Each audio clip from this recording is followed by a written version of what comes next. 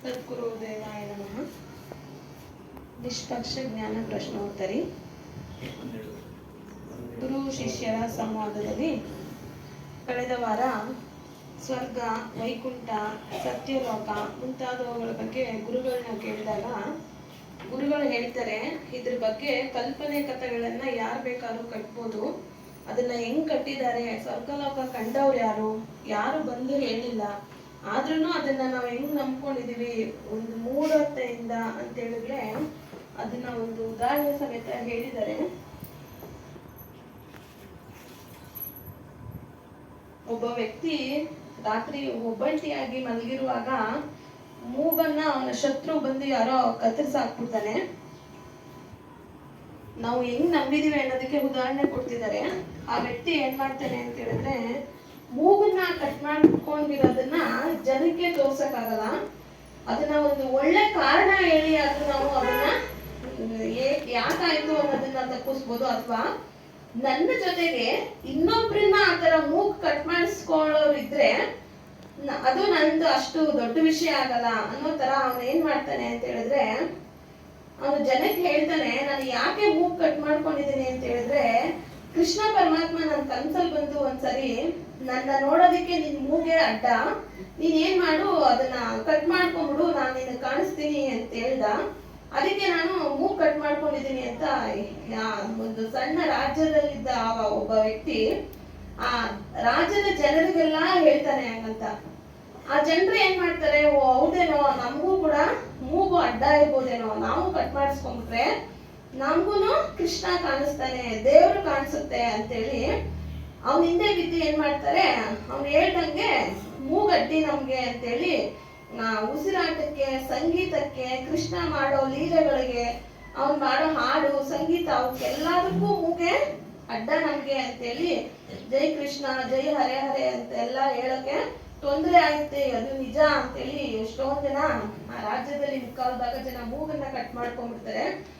ಆಗೇನಾಯ್ತು ಅಂತ ಹೇಳಿದ್ರೆ, ಯಾರ್ಯಾರು ಮೂಗ್ ಕಟ್ ಮಾಡ್ಕೊಂಡಿರ್ತಾರೋ ಅವ್ರೆಲ್ಲಾರ್ದು ಒಂದು ಸಂಘನೇ ಆಗೋಯ್ತೆ.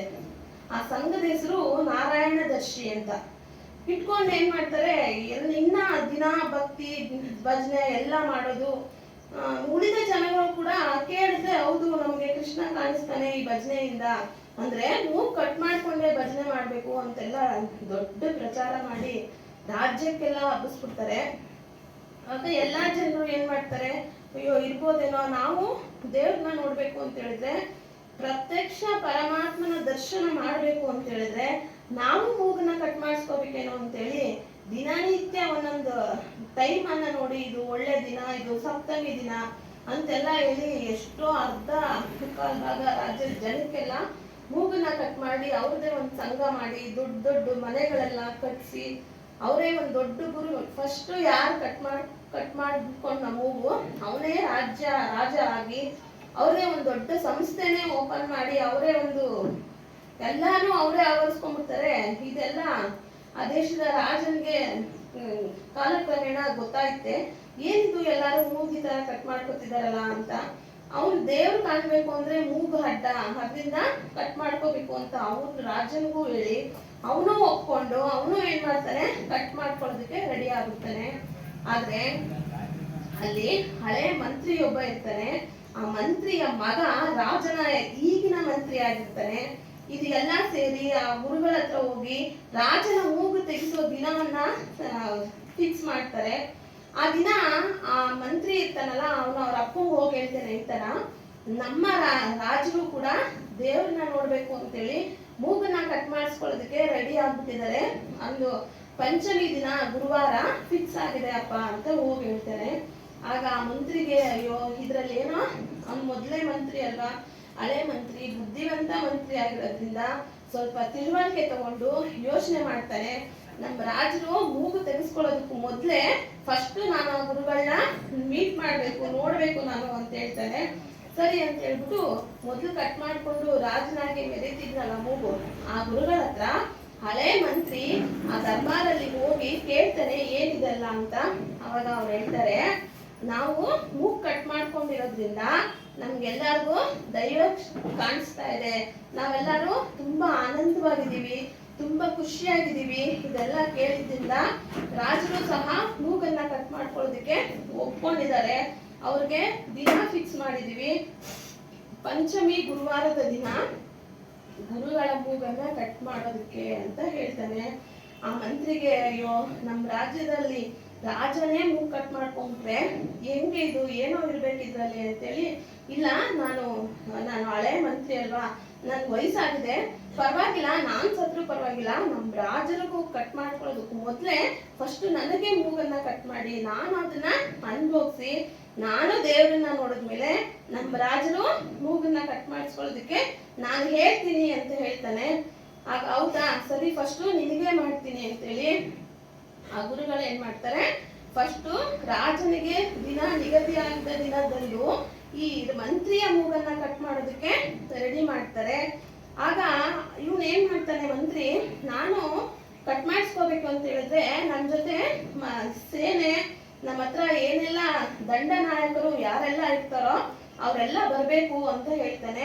ರಾಜ ಹೇಳ್ತಾನೆ, ಅಲ್ಲಪ್ಪ ಪರಮಾತ್ಮನ ದರ್ಶನ ಮಾಡೋದಕ್ಕೆ ಮೂಗ್ ಕಟ್ ಮಾಡ್ಕೋಬೇಕು, ಆದ್ರೆ ಸೇನೆಗಳು ಮಂತ್ರಿ ಇವರೆಲ್ಲ ಯಾಕೆ ಬೇಕು ಅಂತ ಕೇಳಿದಾಗ ಅವನು ಹೇಳ್ತಾನೆ, ಅದು ದೇವರನ್ನ ನೋಡೋ ಒಳ್ಳೆ ದಿನ ಅಲ್ವಾ, ನಮಗೆ ದರ್ಶನ ಆಗೋದ್ರಿಂದ ಇವರೆಲ್ಲ ಬೇಕು, ಇದರಿಂದ ಅವ್ರಿಗೇನು ಅವಮಾನ ಆಗಲ್ಲ, ನಾವಿಬ್ರು ಕೂಡ ಎಲ್ಲರ ಜೊತೆಗೆ ಹೋಗಿ ಮೂಗನ್ನ ಕಟ್ ಮಾಡಿಸ್ಕೊಳ್ಳೋಣ ಅಂತೇಳಿ ರಾಜರಲ್ಲಿ ಯಾರೆಲ್ಲ ಸೇನೆಗಳು, ಅವ್ರ ಸೇನಾಧಿಪತಿಗಳು ಯಾರೆಲ್ಲ ಇರ್ತಾರೋ ಅವ್ರನ್ನೆಲ್ಲಾ ಕರ್ಕೊಂಡು ಗುರುಗಳ ಜೊತೆ ಈ ಮಂತ್ರಿನೂ ಹೋಗಿ ಅಲ್ಲೋಗಿ ನೋಡಿದಾಗ ಸರಿ ಎಲ್ಲ ರೆಡಿ ಮಾಡ್ತಾರೆ.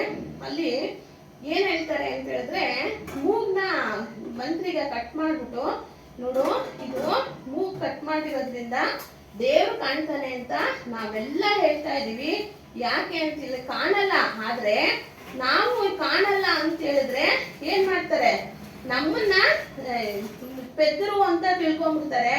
ಈಗ ನಮ್ಗೆ ವಿಧಿ ಇಲ್ಲ, ಮೂಗ್ ಕಟ್ ಮಾಡ್ಕೊಂಡ್ಮೇಲೆ ನಮಗ್ ಕಾಣ್ತು ಅಂತಾನೆ ಹೇಳ್ಬೇಕು ಅಂತ ಕಿವಿಲಿ ಹೇಳ್ತಾರೆ. ಆಗ ಮಂತ್ರಿ ಇದನ್ನ ಒಪ್ಕೊಳ್ಳಲ್ಲ, ಯಾವುದೇ ಕಾರಣಕ್ಕೂ ನನಗೆ ದೇವರು ಕಾಣಿಸ್ಲಿಲ್ಲ ಅಂತ ದೊಡ್ಡ ಪ್ರಚಾರ ಮಾಡಿ ಸೇನೆಗಳಿಂದ ಯಾರೆಲ್ಲ ಬಂದಿರ್ತಾರೋ ಅವ್ರನ್ನೆಲ್ಲ ಸೇರಿಸಿ ಆ ರಾಜನ ಒಂದು ಮೂಗನ್ನ ಫಸ್ಟ್ ತೆಗೆದು ಏನು ಮೆರೀತಾ ಇರ್ತಾನೋ ಅವನ್ನ ಒಡೆದು ಅರ್ಧ ಭೂಮಿ ಎಲ್ಲ ತೋಡಿ ಅವನ್ನ ಹೂತಾಕಿ, ಇದು ಸುಳ್ಳು, ನನಗೆ ದೇವ್ರು ಕಾಣಿಸ್ಲಿಲ್ಲ, ನನ್ ಕಿವಿಯಲ್ಲೂ ಸಹ ಅವ್ನು ಬಂದು ಹೇಳ್ದ, ನೀನು ಹೂ ಅಂತಾನೆ ಒಪ್ಕೋಬೇಕು, ಇಲ್ದಿದ್ರೆ ನಿನ್ನ ಅವಮಾನ ಅಂತೇಳಿ ಹೇಳ್ದ ನನಗೆ ಅಂತೇಳಿ ಆ ರಾಜನ ಮೂಗು ಕಟ್ ಮಾಡ್ಕೊಳ್ಳೋದನ್ನ ತಡಿತಾನೆ. ತನಗಾದ ಅನುಭವವನ್ನ ಹೇಳಿ ಆ ಯಾರೆಲ್ಲ ಮೂಗನ್ನ ಕಟ್ ಮಾಡ್ಕೊಂಡಿರ್ತಾರೋ ಅವ್ರನ್ನೆಲ್ಲರನ್ನ ಯಾಕೆ ನೀವು ಸುಳ್ಳು ಹೇಳಿದ್ರಿ ಅಂತ ಹೇಳಿದಾಗ, ನಮ್ಗೆ ಅವಮಾನ ಆಗುತ್ತೆ ಅಂತ ನಮಗೂ ಮೊದ್ಲೇ ಹೇಳಿದ್ರು, ನಮ್ ಜೊತೆ ನೀವು ಭಜನೆ ಮಾಡ್ಬೇಕು, ನಮ್ ಜೊತೆ ಕಾಣ್ತು ಅಂತ ದೇವ್ರ ಅವನೇ ಅಂತಾನೆ ಹೇಳ್ಬೇಕು, ನೋಡಿದ್ವಿ ಅಂತಾನೆ ಹೇಳ್ಬೇಕು ಅಂತ ಹೇಳಿದ್ರು ನಮ್ಗೆ ಅಂತ ಹೇಳ್ತಾರೆ ಎಲ್ಲರೂ. ಅದನ್ನ ಸಾಕ್ಷಿಯಾಗಿ ಇಟ್ಕೊಂಡು ಎಲ್ಲಾ ಜನರ ಜೊತೆ ಹೇಳಿ ಇದು ಮೌಢ್ಯ, ಈ ರೀತಿ ಅನೇಕ ಜನರು ತಮ್ಮ ತಮ್ಮ ಸ್ವಾರ್ಥಕ್ಕಾಗಿ, ಕೆಲವರಾದರೆ ಇನ್ನೂ ಕೆಲವರು ಅಜ್ಞಾನದಿಂದ ಮೌಢರಾಗಿ ತಾವು ನಂಬಿದ್ದನ್ನೇ ಸತ್ಯವೆಂದು ತಿಳಿದು ಅದನ್ನೇ ಇತರರಿಗೂ ಉಪದೇಶಿಸಿ ಸುಳ್ಳಿನ ವಿಷ ವರ್ತುಲದಲ್ಲಿ ಎಲ್ಲರೂ ಸಿಲುಕಿಕೊಂಡು ಪ್ರಮಾದವನ್ನು ಉಂಟು ಮಾಡಿದ್ದಾರೆ. ವಿಚಾರವಂತರು ಯಾವುದನ್ನು ಕುರುಡಾಗಿ ನಂಬುವುದಿಲ್ಲ, ತಮಗೆ ಅನುಭವಕ್ಕೆ ಬಂದ ಹೊರತು ಯಾವುದನ್ನು ಲೆಕ್ಕಕ್ಕೆ ತೆಗೆದುಕೊಳ್ಳುವುದೂ ಇಲ್ಲ. ಮನುಷ್ಯ ಸತ್ತ ಮೇಲೆ ಸಿಗುವುದಾಗಿ ಹೇಳುವ ಸ್ವರ್ಗ, ವೈಕುಂಠ ಮತ್ತಿತರ ಲೋಕಗಳು ಸತ್ತ ನಂತರವೇ ಸಿಗುವುದಾಗಿಯೂ ಹೇಳುತ್ತಾರೆ. ಏಕೆ? ಸತ್ತ ನಂತರ ಸಿಗದಿದ್ದಲ್ಲಿ ನೀನು ಬಂದು ಕೇಳುವ ಹಾಗಿಲ್ಲವಲ್ಲ. ಪರಮ ಜನತೆಯನ್ನು ಏನೇನೋ ಹೇಳಿ ಮರಳು ಮಾಡಿ ತಮ್ಮ ಕಿಸೆ ತುಂಬಿಸಿಕೊಳ್ಳುವ ಈ ಧೂರ್ತ ಸಾಧುಗಳು ಜೀವನ್ಮುಕ್ತವಾಗಲು ಸಹಾಯಕರಾಗುವರೇ ಇಲ್ಲ. ತಾವೇ ಪಡೆಯಲಾಗದ ಸಿದ್ಧಿಯನ್ನು ಇತರರಿಗೆ ಹೇಗೆ ಬಿಡಬಲ್ಲರು? ಅವರಿಂದಲೇ ತೊರೆಯಲಾಗದ ವ್ಯಾಮೋಹವನ್ನು ಅವರು ಆರಾಧಿಸುವ ಭಕ್ತರು ತೊರೆಯಲು ಸಾಧ್ಯವೇ? ಮಣ್ಣು ಕುದುರೆಯನ್ನು ನಂಬಿ ಹೊಳೆ ದಾಟುವ ಕಥೆಯೇ ಆಯಿತು. ಮತ್ತೆ ಹೇಳುತ್ತೇನೆ, ಯಥಾರ್ಥವಾದಿ ಪಾರಕಿ ಸಂತರ ಸತ್ಸಂಗದಲ್ಲಿ ನಿಜವನ್ನು ತಿಳಿದು ಆಚರಿಸಿ ಮುಕ್ತನಾಗು ಅಂತ ಇಲ್ಲಿ ಗುರುಗಳು ತಿಳಿಸ್ತಾ ಇದ್ದಾರೆ. ಈ ಚಿಂತನೆಯನ್ನ ಇಲ್ಲಿಗೆ ಮುಗಿಸ್ತಾ ಇದ್ದೀನಿ. ಸದ್ಗುರು ದೇವಾಯ ನಮಃ.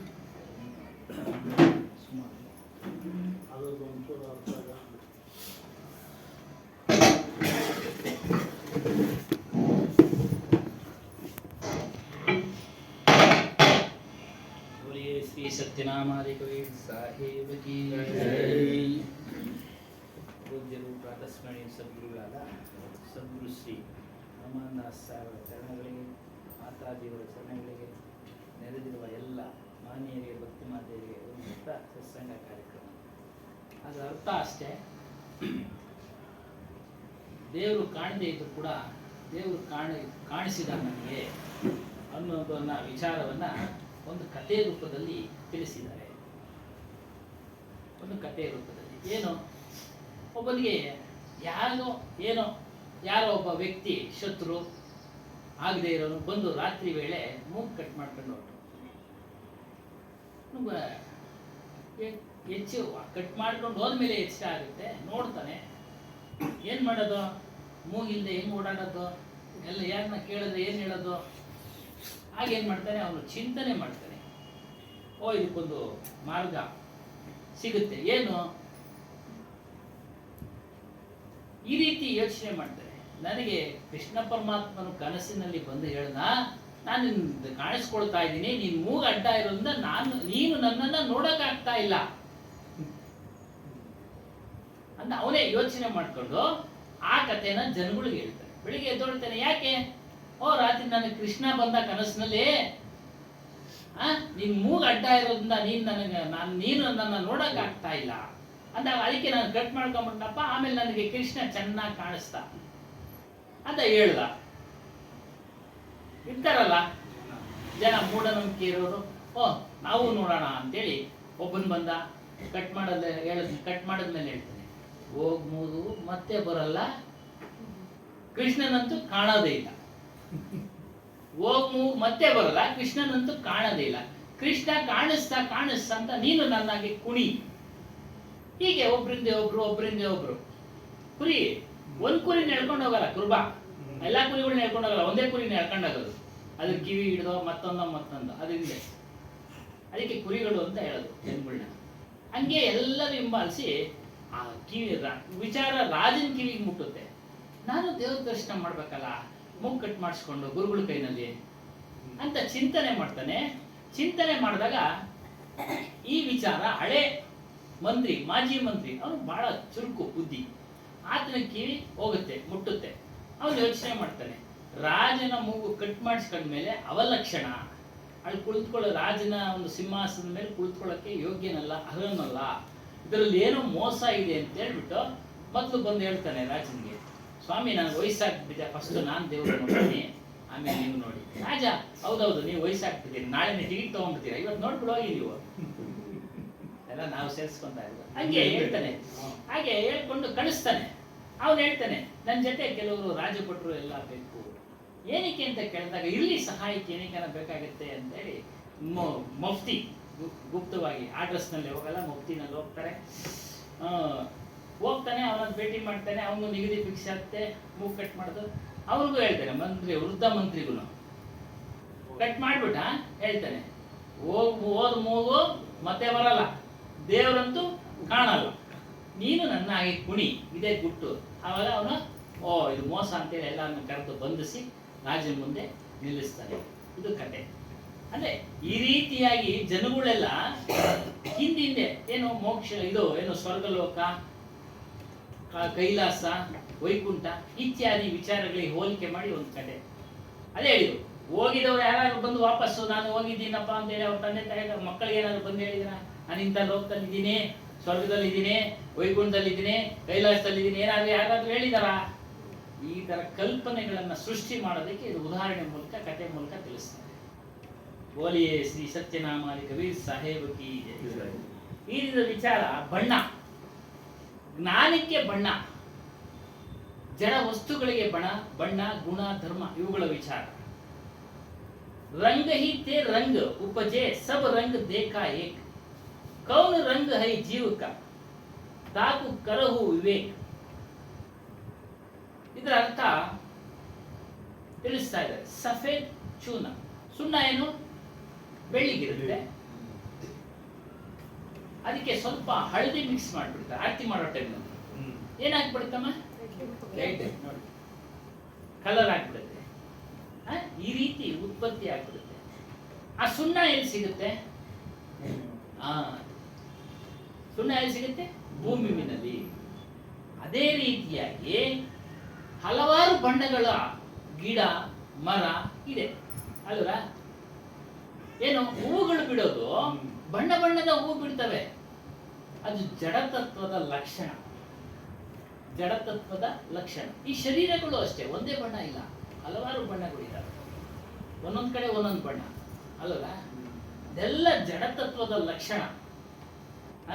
ಹೂವುಗಳು ಬೇರೆ ಬೇರೆ ರೀತಿ ಬಿಡೋದು, ಕಾಯಿಗಳು ಬೇರೆ ಬೇರೆ ರೀತಿ ಬಿಡೋದು.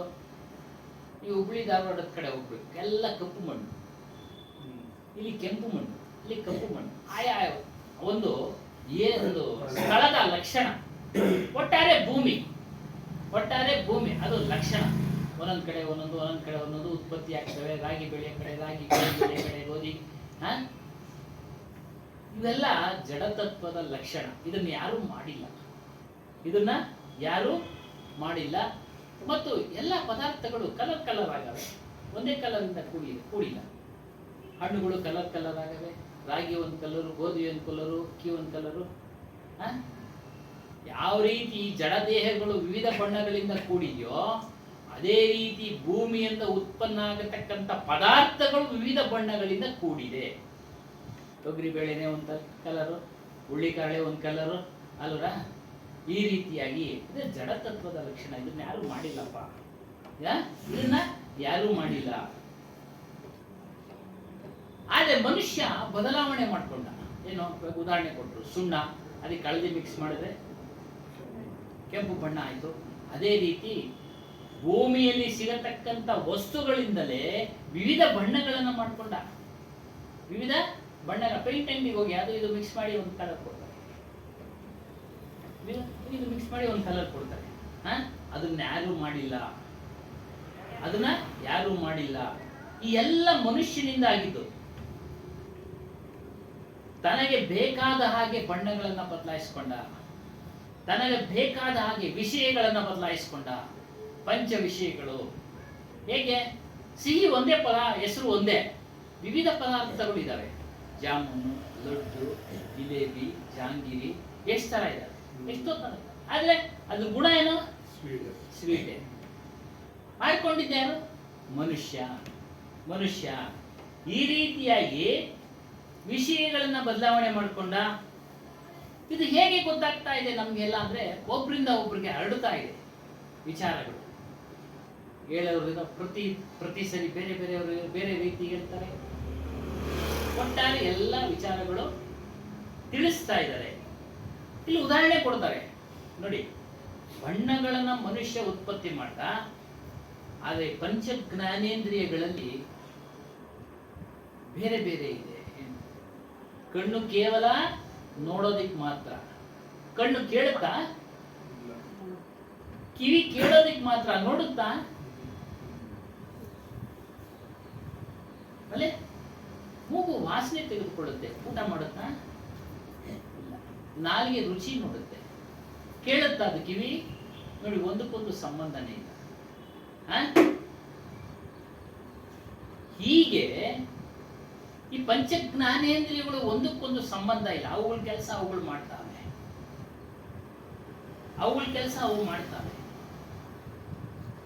ಆದರೆ ನಿರ್ವಿಷಯ ಆಗಿರ್ತಕ್ಕಂಥ ಜ್ಞಾನ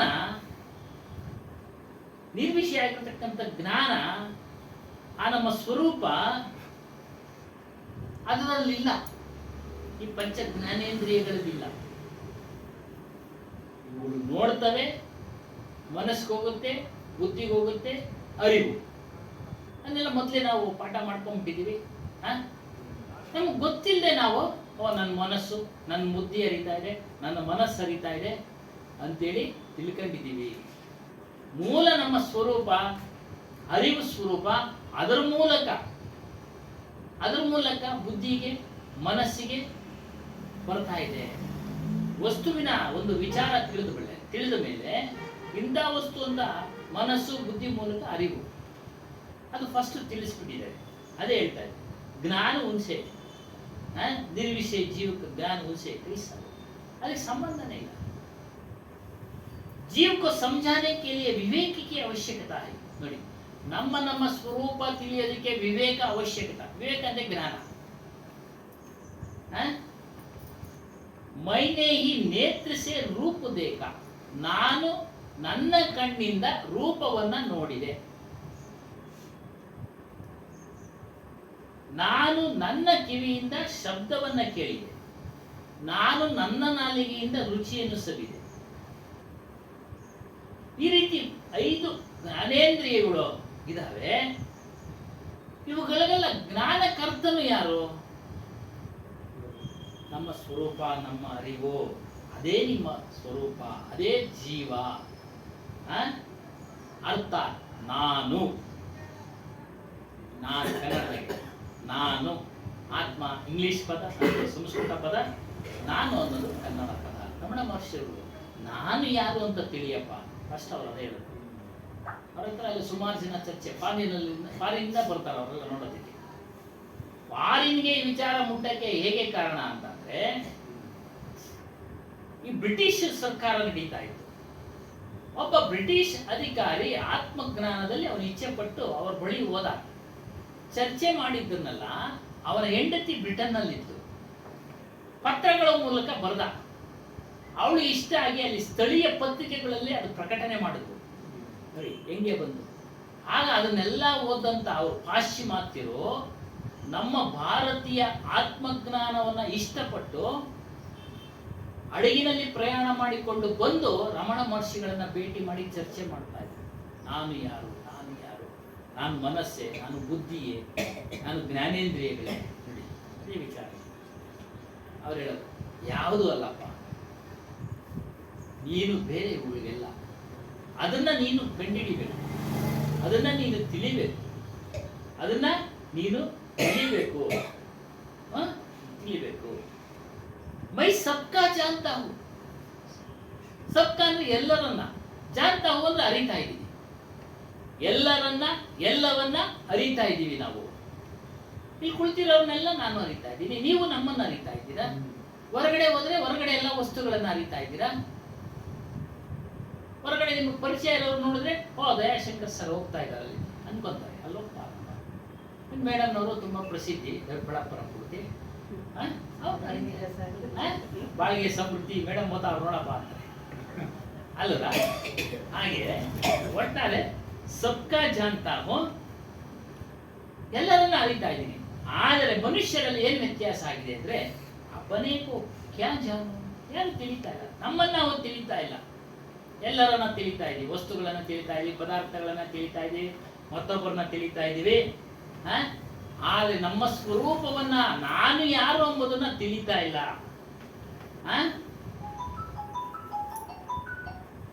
ಅದು ವಿಚಾರ ಬರ್ತಾರೆ. ನಾನು ಯಾರು ಅಂದ್ರೆ ನಾನು ಚೈತನ್ಯ ಸ್ವರೂಪನು, ಆತ್ಮ ಸ್ವರೂಪನು, ನಾನು ಆತ್ಮ ಸ್ವರೂಪನು. ಈ ಶರೀರ ಮೊದಲುಗೊಂಡು ಹೊರಗಡೆ ಏನೇನು ಕಾಣ್ತಾ ಇದೆ ಇವೆಲ್ಲ ಜಡ. ಶರೀರ ಹೇಗೆ ಜಡ? ಇದಕ್ಕೆ ಶಕ್ತಿ ಕೊಟ್ಟಿ ರಮಿಸ್ತಾ ಇರತಕ್ಕಂಥ ಆತ್ಮಸ್ವರೂಪನದನ್ನು ಬಿಟ್ಟು ಹೋದಾಗ ಇದು ಯಾರೇನು ಮಾಡಿದ್ರು ಇದು ಕೇಳಲ್ಲ. ಶರೀರ ಏನ್ ಮಾಡಿದ್ರು ಕೇಳಲ್ಲ. ನೀರಿಗೆ ಹಾಕಿದ್ರು ಕೇಳಲ್ಲ, ಬೆಂಕಿಗೆ ಹಾಕಿದ್ರು ಕೇಳಲ್ಲ. ಕೇಳುತ್ತಾ? ಕೇಳಲ್ಲ. ಅದಕ್ಕೆ ಜಡ. ಆದ್ರೆ ಇದಕ್ಕೆ ರಮಿಸ್ತಾರ ಶಕ್ತಿ ಚೈತನ್ಯ ಸ್ವರೂಪ ಇದ್ದಾಗ ಎಲ್ಲವನ್ನ ಕೇಳ್ತಾರೆ. ನನಗೆ ಯಾಕೆ ಕೊಡದೆ, ನನ್ನ ಯಾಕೆ ಬೈದೆ, ನಾನು ಇಂಥ ಕಡೆ ಹೋಗ್ಬೇಕು, ನನ್ನ ಯಾಕೆ ಕರ್ಕೊಂಡು ಹೋಗಲ್ಲ. ಮಕ್ಳು ಕೇಳಲ್ವೇ, ನಾವು ಬರ್ತೀವಿ, ನನ್ನ ಕರ್ಕೊಂಡು ಹೋಗಿ. ಆದರೆ ಅದರಿಂದ ಜಡ. ಇನ್ನು ಹೊರಗಡೆ ಪದಾರ್ಥಗಳು, ಭೂಮಿ, ಅಗ್ನ, ವಾಯು, ಜಲ, ಎಲ್ಲವೂ ಜಡ. ಇದನ್ನ ಅರಿತಾ ಇದ್ದಾನೆ. ಜ್ಞಾತ ಜ್ಞೇಯ. ಜ್ಞಾತ ಅಂದ್ರೆ ಅರಿಯವನು, ಜ್ಞೇಯ ಅಂದ್ರೆ ಅರಿಸಿಕೊಳ್ಳತಕ್ಕಂಥದ್ದು, ಅರಿವು ಮಾಡಿಸಿಕೊಳ್ಳತಕ್ಕ ದೃಶ್ಯಗಳು. ದ್ರಷ್ಟ ದೃಶ್ಯ. ದ್ರಷ್ಟ ಅಂದ್ರೆ ನೋಡತಕ್ಕಂಥ, ನೋಡಿ ಅರಿಯವನು. ದೃಶ್ಯ ಅಂದ್ರೆ ಎಲ್ಲ ದೃಶ್ಯಗಳು. ನೀವು ಎಲ್ಲ ದೃಶ್ಯಗಳು. ಈ ಕಣ್ಣಿಂದ ಏನೇನು ನೋಡ್ತಾ ಇದ್ರೆ ಎಲ್ಲ ದೃಶ್ಯಗಳು. ಹಾಗೆ ಅದನ್ನ ಅರಿಯವನು ದ್ರಷ್ಟ. ಮೊದಲಿಗೆ ಕಣ್ಣಿಂದ ನೋಡಿ ತಿಳಿತೀವಲ್ಲ, ಅವಾಗ ಕಣ್ಣು ದ್ರಷ್ಟ ಆಯ್ತು, ಅಂತ ಇವೆಲ್ಲ ದೃಶ್ಯ ಆದವು. ಆ ಕಣ್ಣಿ ಜ್ಞಾನೇಂದ್ರಿಯಕ್ಕೆ ಇದು ಇಂಥ ವಸ್ತು ಅಂತೇಳಿ ಅರಿವು ಮೂಡಿಸ್ತಾನಲ್ಲ, ಆಗ ಅದು ದ್ರಷ್ಟ ಆಯ್ತು, ಕಣ್ಣು ದೃಶ್ಯ ಆಯ್ತು. ಈ ರೀತಿ. ಮತ್ತು ಸಾಕ್ಷಿ ಸಾಕ್ಷ್ಯ. ನೋಡಿ, ಸಾಕ್ಷಿ ಹೇಳೋರಿಗೆ ನ್ಯಾಯಾಲಯದಲ್ಲಿ ಕೇಳ್ತಾರೆ, ಏನು ಅವ್ರ ಮೇಲೆ ಆರೋಪ ಮಾಡ್ತಾ ಇದೆಯಲ್ಲಪ್ಪ, ಏನ್ ಸಾಕ್ಷ್ಯ ಇದೆ ನಿನ್ನ ಹತ್ರ, ಏನ್ ಆಧಾರ ಇದೆ, ದಾಖಲೆ ಏನಿದೆ ಕೊಡು. ಕೇವಲ ಬಾಯಿ ಮಾತಿನ ಸಾಕ್ಷಿ ನಡೆಯೋದಿಲ್ಲ. ಸಾಕ್ಷಿ ದಾಖಲೆ ಕೊಡ್ತಾರೆ. ಹೌದು, ಆರೋಪ ಮಾಡ್ತಾ ಇದ್ದೆಪ್ಪ ಅವನು, ನೀನು ಅವಾಗ ಎಲ್ಲಿದ್ದೆ, ಏನ್ ಮಾಡ್ತಾ ಇದ್ದೆ, ಅದಕ್ಕೆ ಏನ್ ದಾಖಲೆ, ಮೊದಲೆಲ್ಲ ದಾಖಲೆಗಳಿಲ್ಲ. ಇವಾಗ ಫೋನ್ ದಾಖಲೆಗಳು ತೋರಿಸ್ತಾರೆ, ತಗೊಂಡೋಗು. ಏನ್ ಸ್ವಾಮಿ ನೋಡಿ, ಇಂಥ ಸ್ಥಳದಲ್ಲಿ ನಾನು ಇಲ್ಲೇ ಇದ್ದೆ ಸ್ವಾಮಿ, ತೋರಿಸುತ್ತದು ಇಂಥ ಸ್ಥಳ. ಹಾಗಾಗಿ ಸಾಕ್ಷಿ ಬೇರೆ, ಸಾಕ್ಷ್ಯ ಬೇರೆ. ಇದು ಜಗತ್ತಿನಲ್ಲಿ ಇದೆ, ಜಗತ್ತಿನಲ್ಲಿ ಇದೆ. पारक स्थिति के साधना काल में सभी वासनों को त्याग देने पर जो शेष बचा रहता है, ಯಾರು ಪಾರಕ ಸ್ಥಿತಿನಲ್ಲಿದ್ದು ತಮ್ಮ ತಮ್ಮ ಸಾಧನಾ ಕಾಲದಲ್ಲಿ ಎಲ್ಲಾ ವಾಸನೆಗಳನ್ನ ದೂರ ಮಾಡ್ತಾರೋ, ಆಗ ಒಂದು ಬಾಕಿ ಶೇಷ ಅಂದ್ರೆ ಬಾಕಿ, ಕೆಳಗಡೆ ಶೇಷ, ಭಾಗಾಕಾರದಲ್ಲಿ ಹೇಳ್ತೀವಲ್ಲ, ಶೇಷ ಉಳಿದಿದೆ, 0 ಇಷ್ಟು ಉಳಿದಿದೆ ಅಂತ. ಅದೇ ನೀವು ನೋಡಪ್ಪ, ಅದೇ ಇದನ್ನೆಲ್ಲ ತಿಳಿಬೇಕಾದ್ರೆ ನಾವು ಸಾಧನಾ ಕಾಲದಲ್ಲಿ ನಾವೆಲ್ಲ ವಾಸನೆಗಳನ್ನ ತ್ಯಾಗ ಮಾಡ್ಕೊಬೇಕು, ವಾಸನೆಗಳನ್ನ ತ್ಯಾಗ ಮಾಡ್ಕೊಬೇಕು. ಆಗ ಅದು ನಿನಗೆ ಅರಿವಾಗುತ್ತೆ, ಆಗ ನೀನು ಆಗ ನಮ್ಗೆ ಅದು ಅರಿವಾಗುತ್ತೆ. ಉಸಿಕು ಪಾರಕತೆ, ಅದನ್ನೇ ಪಾರಕ್ ಅಂತೇಳಿ ಇಲ್ಲಿ ಹೆಸರಿಟ್ಟಿದ್ದಾರೆ, ಆತ್ಮ ಅಂತೇಳಿ ಹೆಸರಿಟ್ಟಿದ್ದಾರೆ, ಚೈತನ್ಯ ಅಂತೇಳಿ ಹೆಸರಿಟ್ಟಿದ್ದಾರೆ. ಒಟ್ಟ ಒಬ್ಬೊಬ್ರು ಒಂದೊಂದು ಹೆಸರು ಇಟ್ಟಿದ್ದಾರೆ. ಪಾರಕ್ ಅಂದ್ರೆ ಪರೀಕ್ಷೆ ಮಾಡೋನು ಅರ್ಥ. ನಮ್ಮ ನಮ್ಮ ಸ್ವರೂಪವೇ ಎಲ್ಲವನ್ನ ನೋಡಿ ಪರೀಕ್ಷೆ ಮಾಡೋದು. ಇದು ಇಂಥ ವಸ್ತು, ಇದು ಇಂಥ ವಸ್ತು ಅಂತೇಳಿ ಎಲ್ಲವನ್ನ ಪರೀಕ್ಷೆ ಮಾಡೋದು ನಮ್ಮ ಸ್ವರೂಪವೇ. ಎಲ್ಲರೂ ಮಾಡ್ತಾರೆ, ಆದ್ರೆ ಈ ಸ್ವರೂಪನೇ ಪರೀಕ್ಷೆ ಮಾಡ್ತಾ ಇದೆ ಅಂತೇಳಿ ಯಾರಿಗೂ ಗೊತ್ತಿಲ್ಲ. ಇದು ನಮ್ಮ ಸ್ವರೂಪ ಅನ್ನೋದು ಯಾರಿಗೂ ಗೊತ್ತಿಲ್ಲ. ಅದು ಎಲ್ಲಿ ಗೊತ್ತಾಗತ್ತೆ ಅಂದ್ರೆ ನಮ್ಮ ಇದು ಸತ್ಸಂಗದಲ್ಲಿ ಗೊತ್ತಾಗತ್ತೆ. ವೇದಾಂತ ಗ್ರಂಥದಲ್ಲೂ ಬಂದಿದೆ, ಜೀವೋ ಬ್ರಹ್ಮ ವಿನಾಪರಹ, ಜೀವನ ಬಿಟ್ಟು ಬೇರೆ ಬ್ರಹ್ಮನಿಲ್ಲಪ್ಪ. ಇಲ್ಲಿ ಚತುರ್ಮುಖ ಬ್ರಹ್ಮನನ್ನ ಕುರಿತು ಹೇಳ್ತಾ ಇಲ್ಲ, ನಮ್ಮ ನಮ್ಮ ಸ್ವರೂಪವನ್ನ ಕುರಿತು ಹೇಳ್ತಾ ಇದ್ರೆ, ಜೀವನ ಬಿಟ್ಟು ಬೇರೆ ಬ್ರಹ್ಮವಿಲ್ಲ, ಜೀವನ ಬಿಟ್ಟು ಬೇರೆ ಬ್ರಹ್ಮವಿಲ್ಲ ಅಂದ್ರೆ ನೀನೇ ಬ್ರಹ್ಮ. ಯಾರು ಆ ಬ್ರಹ್ಮವನ್ನ ತಿಳಿದಾರೋ ಅವನು ಬ್ರಾಹ್ಮಣ. ಎಲ್ಲ ಅರ್ಥ ಹೇಳ್ತಾರೆ. ಹುಟ್ಟಿನಿಂದ ಬ್ರಾಹ್ಮಣ ಅದು ಬೇರೆ, ಹುಟ್ಟಿನಿಂದ ಬ್ರಾಹ್ಮಣ ಅದು ಜಾತಿ ಆಗೋಯ್ತು, ವರ್ಣ ಆಗೋಯ್ತು, ಅದು ಬೇರೆ. ಅದಕ್ಕೆ ಅರ್ಥ ಕೊಟ್ರು. ಯಾರಪ್ಪ ನಿಜವಾದ ಬ್ರಾಹ್ಮಣರು ಅಂದ್ರೆ, ಯಾರು ನಮ್ಮ ನಮ್ಮ ಅವರವರ ಸ್ವರೂಪವನ್ನ ತಿಳಿದಿದ್ದಾರೋ ಅವರು ಬ್ರಾಹ್ಮಣರು, ಅವರು ಬ್ರಾಹ್ಮಣರು. ಈ ರೀತಿ ದೂಸರ ಇದೊಂದು ಬಿಟ್ಟು ಬೇರೆ ಏನಿಲ್ಲ. ಜಡ ತತ್ವ, ಜಡ ಮತ್ತು ಚೈತನ್ಯ, ಚೈತನ್ಯ. ಆದರೆ ಪರಂತು ಭೂಲ್ ವಹಿ ಕರ್ತೆ, ಮರ್ತೋಗಿದ್ದಾರೆ. ಭೂಲ್ ಅಂದ್ರೆ ಮರ್ತಿದ್ದಾರೆ. जब जीव को जड़ा चेतना मिश्रित व्यापक अद्वैत कहा जाता है. ಇವರೆಲ್ಲ ಏನ್ ಮಾಡ್ಬಿಟ್ರು, ಜಡ ಮತ್ತು ಚೈತನ್ಯ ಮಿಶ್ರಿತ ವ್ಯಾಪಕ ಅದ್ವೈತ ಒಂದೇ, ಒಬ್ಬ ಆತ್ಮನು ಒಂದೇ ಆತ್ಮವು ಎಲ್ಲಾ ಕಡೆ ವ್ಯಾಪಿಸಿದೆ ಅಂತ ಅದ್ವೈತ ಸಿದ್ಧಾಂತ. ಅದು ನಿನ್ನೆ ಬಂತು, ಚರಾಚರಗಳಲ್ಲಿ ವ್ಯಾಪಿಸಿದೆ ಅಂತ. ಅದು ಬಿಡಿಸಕ್ಕೆ ಅಲ್ಲಿ ಸಮಯ ಇಲ್ಲ. ಅಲ್ಲೊಂದು ಚರ್ಚೆ ಆಗೋಯ್ತು. ಇವರು ಇದು ಏನೋ ಕಬೀರ್ ಸಾಹೇಬ್ ಮುಸ್ಲಿಮರು ಅಂತ ಒಬ್ರು ಹೇಳ್ಬಿಟ್ರು, ಅದ್ರ ಚರ್ಚೆ. ಅವರು ಅಧ್ಯಕ್ಷರು, ನಮ್ಮ ಆಶ್ರಮ ಅಧ್ಯಕ್ಷರು ಇದ್ಬಿಟ್ರು, ಕ್ಷಮಿಸಿ ಅವರು ಅದು ಹೇಳಬಾರ್ದು ನೀವು ಆ ರೀತಿ. ಅದನ್ನ ಕೊನೆಗೆ ಆಮೇಲೆ ನಾವು ಬಿಡಿಸಿ ಹೇಳಿದ್ವಿ. ಅವ್ರ ತಂದೆ ತಾಯಿಗಳು, ಪೋಷಕರು, ನೀರು ನಿಯಮ, ಅವರು ಮೂಲ ಅವರು ಸಹ ಹಿಂದೂಗಳೇ. ಅವ್ರನ್ನ ಬಲವಂತವಾಗಿ ಮುಸ್ಲಿಂ ಮತಾಂತರ ಮಾಡ್ತು. ಅವರು ಸಾಕಿದ್ರು, ಅವ್ರನ್ನ ಸಾಕಿದ್ರು. ಆ ದೊಡ್ಡವರು ಅವ್ರು ಹಿರಿಯರು ಗೂಗಲ್ ಹೇಳ್ತಾ ಇದ್ದಾರೆ. ಗೂಗಲ್ ತುಂಬಿದವ್ರು ಯಾರು? ಯಾರನ್ನ ತುಂಬಿದ್ದು ಗೂಗಲ್ಗೆ? ಬರ್ದವನೇ ಯಾರು? ಮನುಷ್ಯನೇ. ಕಟೆಗಳನ್ನು ಬರ್ದವ್ರು. ಅವ್ರಿಗೊಂದು ರೀತಿಯ ಹೊಳಿತು, ಅವ್ರು ಬರೆದ್ರು, ಅವ್ರಿಗೊಂದು ರೀತಿ ಅವ್ರು ಹೊಳಿತು, ಎಲ್ಲ ಬರೆದಿದ್ದು ಮನುಷ್ಯನೇ. ಅದೆಲ್ಲ ಚರ್ಚೆ ಮಾಡೋಕ್ಕಲ್ಲ, ನಾವು ಹಂಗೆ ಮುಂದಕ್ಕೆ ಬಂದ್ಬಿಟ್ವಿ. ವಾಸ್ತ ಅದೇ ಒಂದೇ ಚೈತನ್ಯ, ಶಂಕರಾಚಾರ್ಯ ಸಿದ್ಧಾಂತ. ಒಂದೇ ಚೈತನ್ಯ ಎಲ್ಲ ಕಡೆ ವ್ಯಾಪಕಿದೆ, ಚರಾಚರ ವಸ್ತುಗಳಲ್ಲಿ ವ್ಯಾಪಕವಾಗಿದೆ. ಅಂದ್ರೇನು? ಬೆಟ್ಟದಲ್ಲಿ, ಗುಡ್ಡದಲ್ಲಿ, ಮರಗಳಲ್ಲಿ ಎಲ್ಲ ಇದೆ. ಅದನ್ನ ಕಬೀರ್ ಸಾಹೇಬರು ಬಿಡಿಸಿದ್ರು ಇನ್ನು ಸರಳವಾಗಿ. ಗಿಡ ಮರಗಳೆಲ್ಲ ಚೈತನ್ಯ ಇಲ್ಲಪ್ಪ, ಗಿಡ ಮರಗಳಲ್ಲಿ ಚೈತನ್ಯ ಇಲ್ಲ, ಎಲ್ಲಾ ಪ್ರಾಣಿಗಳಲ್ಲಿ ಇದೆ ಅದು. ಮತ್ತು ಎಲ್ಲರಲ್ಲಿ ಇರತಕ್ಕಂಥ ಚೈತನ್ಯ ಅರಿವಿನ ಗುಣವನ್ನು ಹೊಂದಿದೆ. ಅರಿಯದು. ಪ್ರಾಣಿಗಳು ಜೀವ ಭಯವನ್ನು ಅರಿತವಲ್ಲ, ಓಡೋಗ್ತವೆ, ತಪ್ಪಿಸ್ಕೊಳ್ತವೆ, ಊಟನ ಹುಡುಕೊಂಡು ಹೋಗ್ತವೆ. ಏನಣ್ಣ, ಸ್ತ್ರೀ ಪುರುಷರನ್ನ ಹುಡುಕೊಂಡು ಹೋಗ್ತವೆ ಪ್ರಾಣಿಗಳು, ಉಳ್ಕೊಂಡವಲ್ವಾ, ಹುಡ್ಕೊಂಡು ಹೋಗ್ತವೆ. ಅದಕ್ಕೆ ಆಹಾರ ನಿದ್ರಾ ಮೈಥುನ, ನಿದ್ರೆ ಮಾಡ್ತವೆ, ನಿದ್ರೆ ಮಾಡ್ತವೆ. ಹೀಗೆ ಒಂದೇ ರೀತಿಯ ಅರಿವಿನ ಉಳ್ಳತಕ್ಕದ್ದನ್ನ ಎಲ್ಲಾ ಜೀವಿಗಳಲ್ಲಿ ಇದೆ.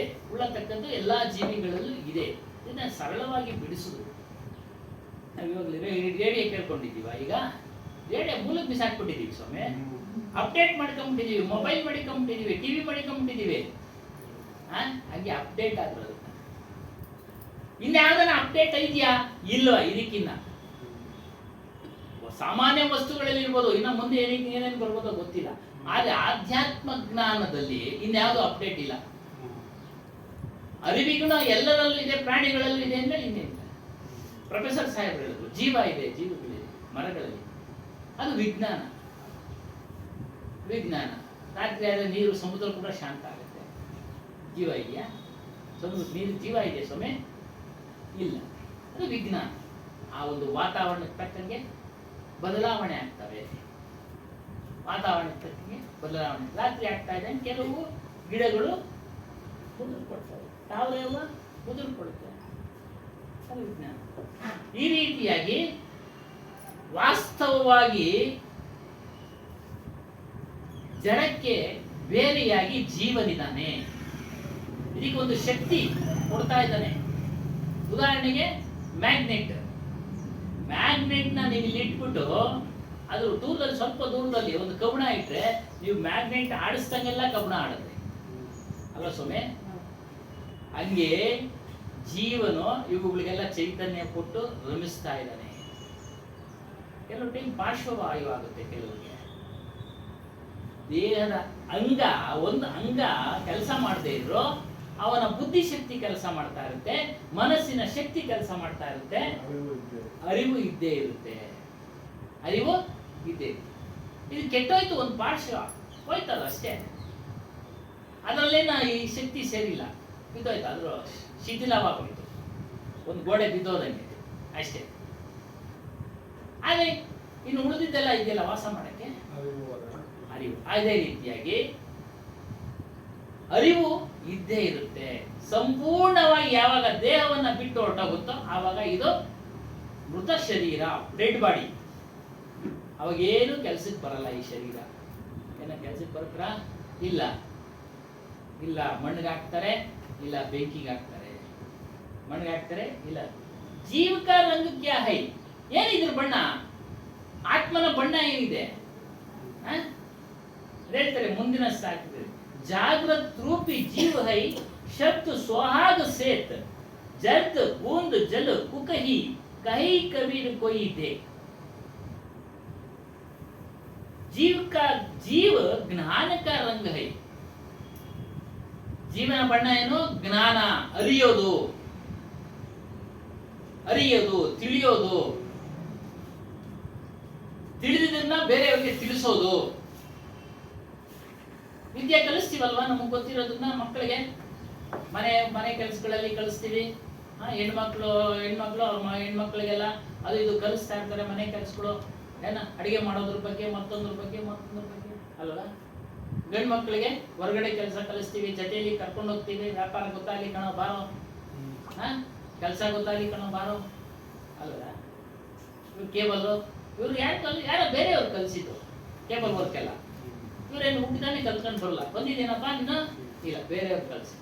ಜ್ಞಾನ. ಜೀವನ ಬಣ್ಣ ಏನು? ಜ್ಞಾನ. ಈಗ ಇವ್ರೆ ಚೆನ್ನಾಗಿ ಕಲ್ತ್ಮೇಲೆ ಇನ್ನೊಬ್ರು ಕಲಿಸ್ತಾರೆ, ಅಸಿಸ್ಟೆಂಟ್. ಯಾರು ಹೊಸ್ತಾಗಿ ಸೇರಿ ಹಿಂಗೆ ಬೆಳೀತಾ ಬಂದಿದೆ. ಆದರೆ ಜೀವನ ಬಣ್ಣ ಜ್ಞಾನ ಆಗಿದ್ದು ಮನುಷ್ಯನು ಇದನ್ನು ಅರಿಯದೆ, ಇದು ಮೂಲ ತತ್ವವನ್ನು ಅರಿಯದೆ ವಿಷಯ ವಾಸನೆಗಳಲ್ಲಿ ಬಿದ್ದೋಗ್ಬಿಟ್ಟ. ವಿಷಯ ವಾಸನೆಗಳಲ್ಲಿ ಬಿದ್ದೋಗ್ಬಿಟ್ಟ. ಬಿದ್ದೋಗಿ ಅದ್ರ ಹಿಂದೆ ಓಡ್ತಾ ಇದ್ದಾನೆ. ಅದ್ರ ಹಿಂದೆ ಓಡ್ತಾ ಇದ್ದಾನೆ. ಕ್ಯಾ ಜ್ಞಾನ ಬಿ ಕೋಯಿ ರಂಗ ಹೈ ಕೇಳ್ತಾರೆ ಪ್ರಶ್ನೆ. ಜ್ಞಾನಕ್ಕೆ ಬೇರೆ ಏನಾದ್ರೂ ಬಣ್ಣ ಇದೆಯೇನಪ್ಪ? ಜ್ಞಾನಕ್ಕೆ ಅರಿವಿಗೆ ಏನಾದ್ರೂ ಬಣ್ಣ ಇದೆಯಾ? ಸುಣ್ಣಕ್ಕೆ ಬಿಳಿ ಬಣ್ಣ ಇದೆ, ಅದಕ್ಕೆ ಹಳದಿ ಮಿಕ್ಸ್ ಮಾಡ್ಬಿಟ್ರೆ ಕೆಂಪು ಬಣ್ಣ ಆಯ್ತು. ಇವಾಗ ವಿಧ ವಿಧವಾದ ಬಣ್ಣಗಳಿದಾವೆ, ವಿಧ ವಿಧವಾದ ಎಲೆಗಳು ಕಾಣೋ ಬಣ್ಣ ಬಣ್ಣದ ಹೂಗಳಿದಾವೆ. ಜ್ಞಾನಕ್ಕೆ ಏನಾದ್ರೂ ಬಣ್ಣ ಇದೆ ಅಂತ ಕ್ವಶನ್ ಮಾಡ್ತಾರೆ ನಮ್ಮನ್ನ. ಯಾವುದೂ ಇಲ್ಲ. ಎಲ್ಲ ಬಣ್ಣ ಯಾವುದಂದ್ರೆ ಅರಿವು, ಜ್ಞಾನ. ಅದು ಶುದ್ಧವಾಗಿದೆ. ಬೇರೆ ಎಲ್ಲ ಕಚ್ಚಾ ಪದಾರ್ಥಗಳಿಂದ ಕೂಡಿದೆ. ಭೂಮಿ ಕಚ್ಚಾ ಪದಾರ್ಥಗಳಿಂದ ಕೂಡಿದೆ. ಅವುಗಳಲ್ಲಿ ನಾಟಿ ಮಾಡ್ತಾರೆ, ಒಳ್ಳೆ ಫಲಗಳನ್ನು ತೆಗಿತಾರೆ ಅಲ್ಲವಾ? ಒಳ್ಳೆ ಫಸಲನ್ನು ತೆಗಿತಾರೆ. ಅದಕ್ಕೊಂದು ಸಂಯೋಗ ಆದಾಗ ಅದರ ಬೆಲೆ ಕೊಡುತ್ತೆ, ಅದ್ರ ಮೌಲ್ಯ ಗೊತ್ತಾಗುತ್ತೆ. ಆದರೆ ಜ್ಞಾನ ಹುಟ್ಟಿನಿಂದಲೂ ಬೆಲೆ ಉಳ್ಳದ್ದೇ. ಹುಟ್ಟಿನಿಂದಲೂ ಬೆಲೆ ಉಳ್ಳದು. ಬುದ್ಧಿ ಬಂದಾಗ ಅದು ಗೊತ್ತಾಗ್ಬಿಡುತ್ತೆ. ಸಣ್ಣ ಮಕ್ಕಳಿಗೆ ಬುದ್ಧಿ ಬಂದಾಗ ಅವಾಗ ಅರಿವು ಗೊತ್ತಾಗ್ಬಿಡುತ್ತೆ. ಓ, ಇದು ಮುಟ್ಟಬಾರ್ದು, ಇದು ಮುಟ್ಟಬೇಕು, ಹೊಟ್ಟೆ ಹಸ್ವಾದ್ರೆ ಊಟ ಕೇಳಬೇಕು ಅಲ್ವಾ? ಮಾತು ಬಂದ ಮೇಲೆ, ಮಾತು ಬರೋದಕ್ಕೆ ಮುಂಚೆ ಏನ್ ಮಾಡ್ತಾರೆ? ಅಳ್ತಾರೆ, ಹೊಟ್ಟೆ ಹಸ್ತಾರೆ. ಏನಾದ್ರು ನೋವಾದಾಗ ಅವಾಗ ಡಾಕ್ಟರ್ ಕರ್ಕೊಂಡು ಹೋಗ್ತೇವೆ. ಅವೆಲ್ಲ ಮುಟ್ಟು ನೋಡ್ತಾರೆ, ಮೈಯೆಲ್ಲ ಎಲ್ಲಿ ನೋವು. ಈ ರೀತಿಯಾಗಿ ಹೊಟ್ಟೆ ಮುಟ್ಟು ನೋಡ್ತಾರೆ. ಹೊಟ್ಟೆ ಗಟ್ಟಿಯಾಗಿದ್ರೆ ಅವಾಗೇನೋ ಔಷಧಿ ಕೊಡ್ತಾರೆ. ಮಾತಾಡಕ್ಕಾಗೋದಿಲ್ಲ, ಹೇಳಕ್ಕಾಗೋದಿಲ್ಲ. ಅವುಗೆ ನೋವು ಅನುಭವಿಸ್ತಾ ಇರ್ತಾರೆ.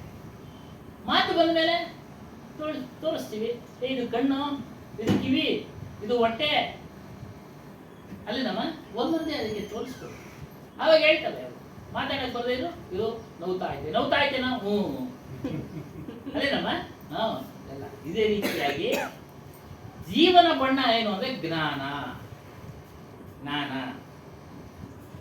ಈ ಜಡ ಪದಾರ್ಥಗಳ ಒಂದು ಗುಣಧರ್ಮಗಳನ್ನ ಇಲ್ಲಿ ತಿಳಿಸ್ತಾ ಇದ್ದಾರೆ. ಏನು?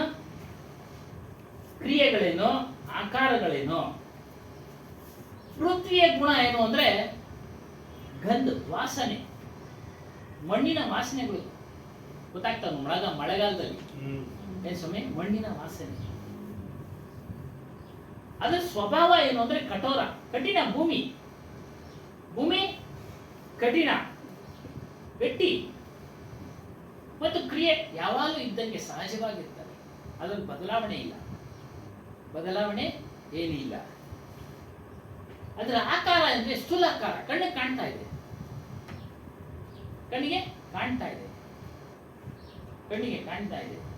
ಮತ್ತು ನೀರಿನ ಗುಣ ಹೇಳ್ತಾ ಇದ್ದಾರೆ. ನೀರಿನ ಗುಣ ಏನು? ರಸ. ಸಿಹಿನೀರು, ಉಪ್ಪು ನೀರು ಇದೆಲ್ಲ ಸೊಮ್ಮೆ. ಸಿಹಿನೀರು, ಉಪ್ಪು ನೀರು, ರಸ ನೋಡಿ. ಅದರ ಧರ್ಮ ಏನು ಅಂದ್ರೆ ಯಾವಾಗಲೂ ತಣ್ಣಗಿರುತ್ತೆ. ಮುಟ್ರೆ ತಣ್ಣಗಿರುತ್ತೆ. ಬೇಸಿಗೆ ಕಾಲದಲ್ಲಿ ಹವಾಗುಣದ ಮೇಲೆ ಅದು ಸ್ವಲ್ಪ ಬಿಸಿ ಇರುತ್ತೆ. ಆ ಸೂರ್ಯ ಹೋದ್ಮೇಲೆ ತಿರ್ಗಾ ತಣ್ಣಗಾಗ್ಬಿಡುತ್ತೆ ನೋಡಿ. ಅದು ಗುಣಧರ್ಮ ಬಿಟ್ಕೊಡೋದಿಲ್ಲ. ಬಿಸಿ ವಸ್ತು ಮುಂದೆ ಅದು ತಣ್ಣಗಿರದೆ. ಮತ್ತೆ ಕ್ರಿಯೆ ಹೇಳ್ತಾ ಇದ್ದಾರೆ. ನೀರಿನ ಗುಣ ಯಾವಾಗಲೂ ಕೆಳಮುಖವಾಗಿ ಹರಿಯುತ್ತೆ. ಹಳ್ಳದ ಕಡೆಗೆ ನೀರು ಹರಿಯುವುದು ಕೆಳಮುಖವಾಗಿ, ಮೇಲ್ಮುಖವಾಗಿಲ್ಲ, ಕೆಳಮುಖವಾಗಿ.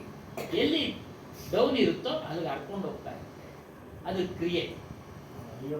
ಹರಿಯ ಗುಣ. ಒಂದು ಹಳ್ಳ ಅಲ್ಲೇ ನಿಂತಿರುತ್ತೆ. ಹರಿಯ ಜಾಗ ಇದ್ರೆ ಹರಿತಾ ಇರುತ್ತೆ. ಮತ್ತು ಆಕಾರ, ನೀರಿಗೂ ಆಕಾರ ಕೊಟ್ಟರು. ಸ್ಥೂಲಾಕಾರ ನೋಡಿ. ಲೋಟಕ್ಕೆ ಕಟ್ಟಿದ್ರೆ ಲೋಟದ ಆಕಾರ. ಒಂದು ದೊಡ್ಡ ಬಿಂದಿಗೆ ಕಟ್ಟಿದ್ರೆ ಬಿಂದಿಗೆ ಆಕಾರ. ಹಳ್ಳದಲ್ಲಿ ಇದ್ರೆ ಹಳ್ಳದ ಆಕಾರ. ಇದು ಬೆಂಕಿ, ಇದರ ರೂಪ ಹೇಳ್ತಾ ಇದ್ದಾರೆ. ಬೆಂಕಿಯ ಗುಣ, ರೂಪ ಮತ್ತು ಧರ್ಮ. ಉಷ್ಣ ಅಂದ್ರೆ ಬಿಸಿ. ಕ್ರಿಯೆ, ಅದು ಕ್ರಿಯೆ ಏನು? ಬೆಂಕಿ, ನೀವು ಹೆಂಗೆ ಬೆಂಕಿ ಗಡ್ಡೆ ಅಂಟಿಸಿ ಇಟ್ಕೊಳ್ಳಿ, ಮೇಲೆ ಉರಿಯುತ್ತೆ, ಕೆಳಗಡೆ ಉರಿಯಲ್ಲ. ಕೆಳಗಡೆ ಉರಿಯಲ್ಲ, ನೀರು ಕೆಳಗಡೆ ಇರುತ್ತೆ, ಮೇಲೆ ಬೆಂಕಿ. ಕಡ್ಡಿಗಳನ್ನ ಅಂಟಿಸಿ ಇಟ್ಕೊಳ್ಳಿ, ಮೇಲಕ್ಕೆ ಉರಿಯೋದು, ಕೆಳಭಾಗಕ್ಕೆ ಅದು ಉರಿ ಹೋಗೋದಿಲ್ಲ. ಆದ್ರೆ ಅದರ ಆಕಾರ ಸೂಕ್ಷ್ಮ, ಕಣ್ಣಿಗೆ ಕಾಣ್ತಾ ಇದೆ, ಇಟ್ಕೊಳಕ್ಕಾಗಲ್ಲ. ಬೆಂಕಿನ ಯಾವ್ದೊಂದು ಶೇಖರಣೆ ಮಾಡ್ತೀರಾ, ಅದಕ್ಕೆ ಸೂಕ್ಷ್ಮ ಅಂತೇಳಿ. ನೀರು ಒಂದು ಕಡೆ ಶೇಖರಣೆ ಮಾಡಿದ್ರೆ ಆಕಾರ ಸಿಗ್ತದೆ, ಬೆಂಕಿಗೆ ಆಕಾರ ಇಲ್ಲ, ಸೂಕ್ಷ್ಮ ರೂಪ. ಅದು ಹಿಡಿದಿಟ್ಕೊಳ್ಳಕ್ಕೆ ಆಗೋದಿಲ್ಲ, ಮುಟ್ಟಕ್ಕೆ ಆಗೋದಿಲ್ಲ. ಇನ್ನೆಲ್ಲಿ ಹಿಡಿದಿಟ್ಕೊಳ್ಳೋದು? ಇನ್ನು ಗಾಳಿ ಒಂದು ಗುಣ ಹೇಳ್ತಾ ಇದ್ದಾರೆ, ಸ್ಪರ್ಶ. ಗಾಳಿ ಬೀಸಿದ್ರೆ, ಬಿಸಿ ಗಾಳಿ ಇದ್ರೆ ಬಿಸಿ ಗೊತ್ತಾಗುತ್ತೆ, ಬಿಸಿ ಗಾಳಿನಪ್ಪ ಮೈ. ಸ್ಪರ್ಶ ಮುಟ್ಟದೇ ಬೇಕಾಗಿಲ್ಲ, ವಸ್ತುನ ಮುಟ್ತೀವಿ, ಮುಟ್ಟದೇ ಬೇಕಿಲ್ಲ, ಗಾಳಿ ಬೀಸಿದ್ರೆ ಗೊತ್ತಾಗ್ಬಿಡುತ್ತೆ.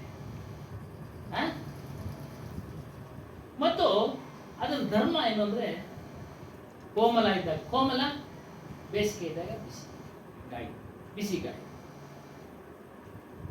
ಅದ್ರ ಕ್ರಿಯೆ ಏನು ಅಂದ್ರೆ ವಾರೆ. ಗಾಳಿ ನೇರವಾಗಿ ಬೀಸೋದಿಲ್ಲ, ಮಳೆ ಬಿದ್ದಾಗ ನೋಡ್ಬೇಕು. ಗಾಳಿ ಬೀಸಿದಾಗ, ಮಳೆ ಬಿದ್ದಾಗ ವಾರೆ, ತಿರುಚಿ ಕ್ರಿಯೆ, ವಾರೆ ಬೀಳುತ್ತೆ, ನೇರವಾಗಿ ಬೀಳಲ್ಲ, ನೇರವಾಗಿ ಬೀಳೋದಿಲ್ಲ. ಆಕಾರ ಇದು ಸಹ ಸೂಕ್ಷ್ಮ, ಇದು ಸಹ ಸೂಕ್ಷ್ಮ. ಈ ರೀತಿಯಾಗಿ ಜಡ ವಸ್ತುಗಳ ಗುಣ ಧರ್ಮ ಹೇಳಿದ್ರು. ಒಂದೇ ಒಂದು ಬಿಟ್ಟಿದ್ದೀವಿ, ನೋಡೋಣ ಯಾರು. ನೋಡಿ, ಆಕಾಶ ಇದೆ, ಅದು ಅದು ಅವಸ್ತು, ಇವೆಲ್ಲ ವಸ್ತುಗಳು.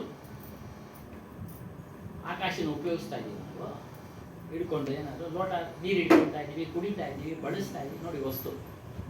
ಬೆಂಕಿ ಉಪಯೋಗಿಸ್ತಾ ಇದೀವಿ ಅಡಿಗೆ ಮಾಡೋದಕ್ಕೆ, ಮತ್ತೊಂದಕ್ಕೆ ದೀಪ ಅಂಟಿಸಿದೀವಿ, ಏನೋ ಲೈಟ್ ಬಂದಿತ್ತೆ, ಮೊದಲೆಲ್ಲ ದೀಪನೇ ಅಲ್ವಾ?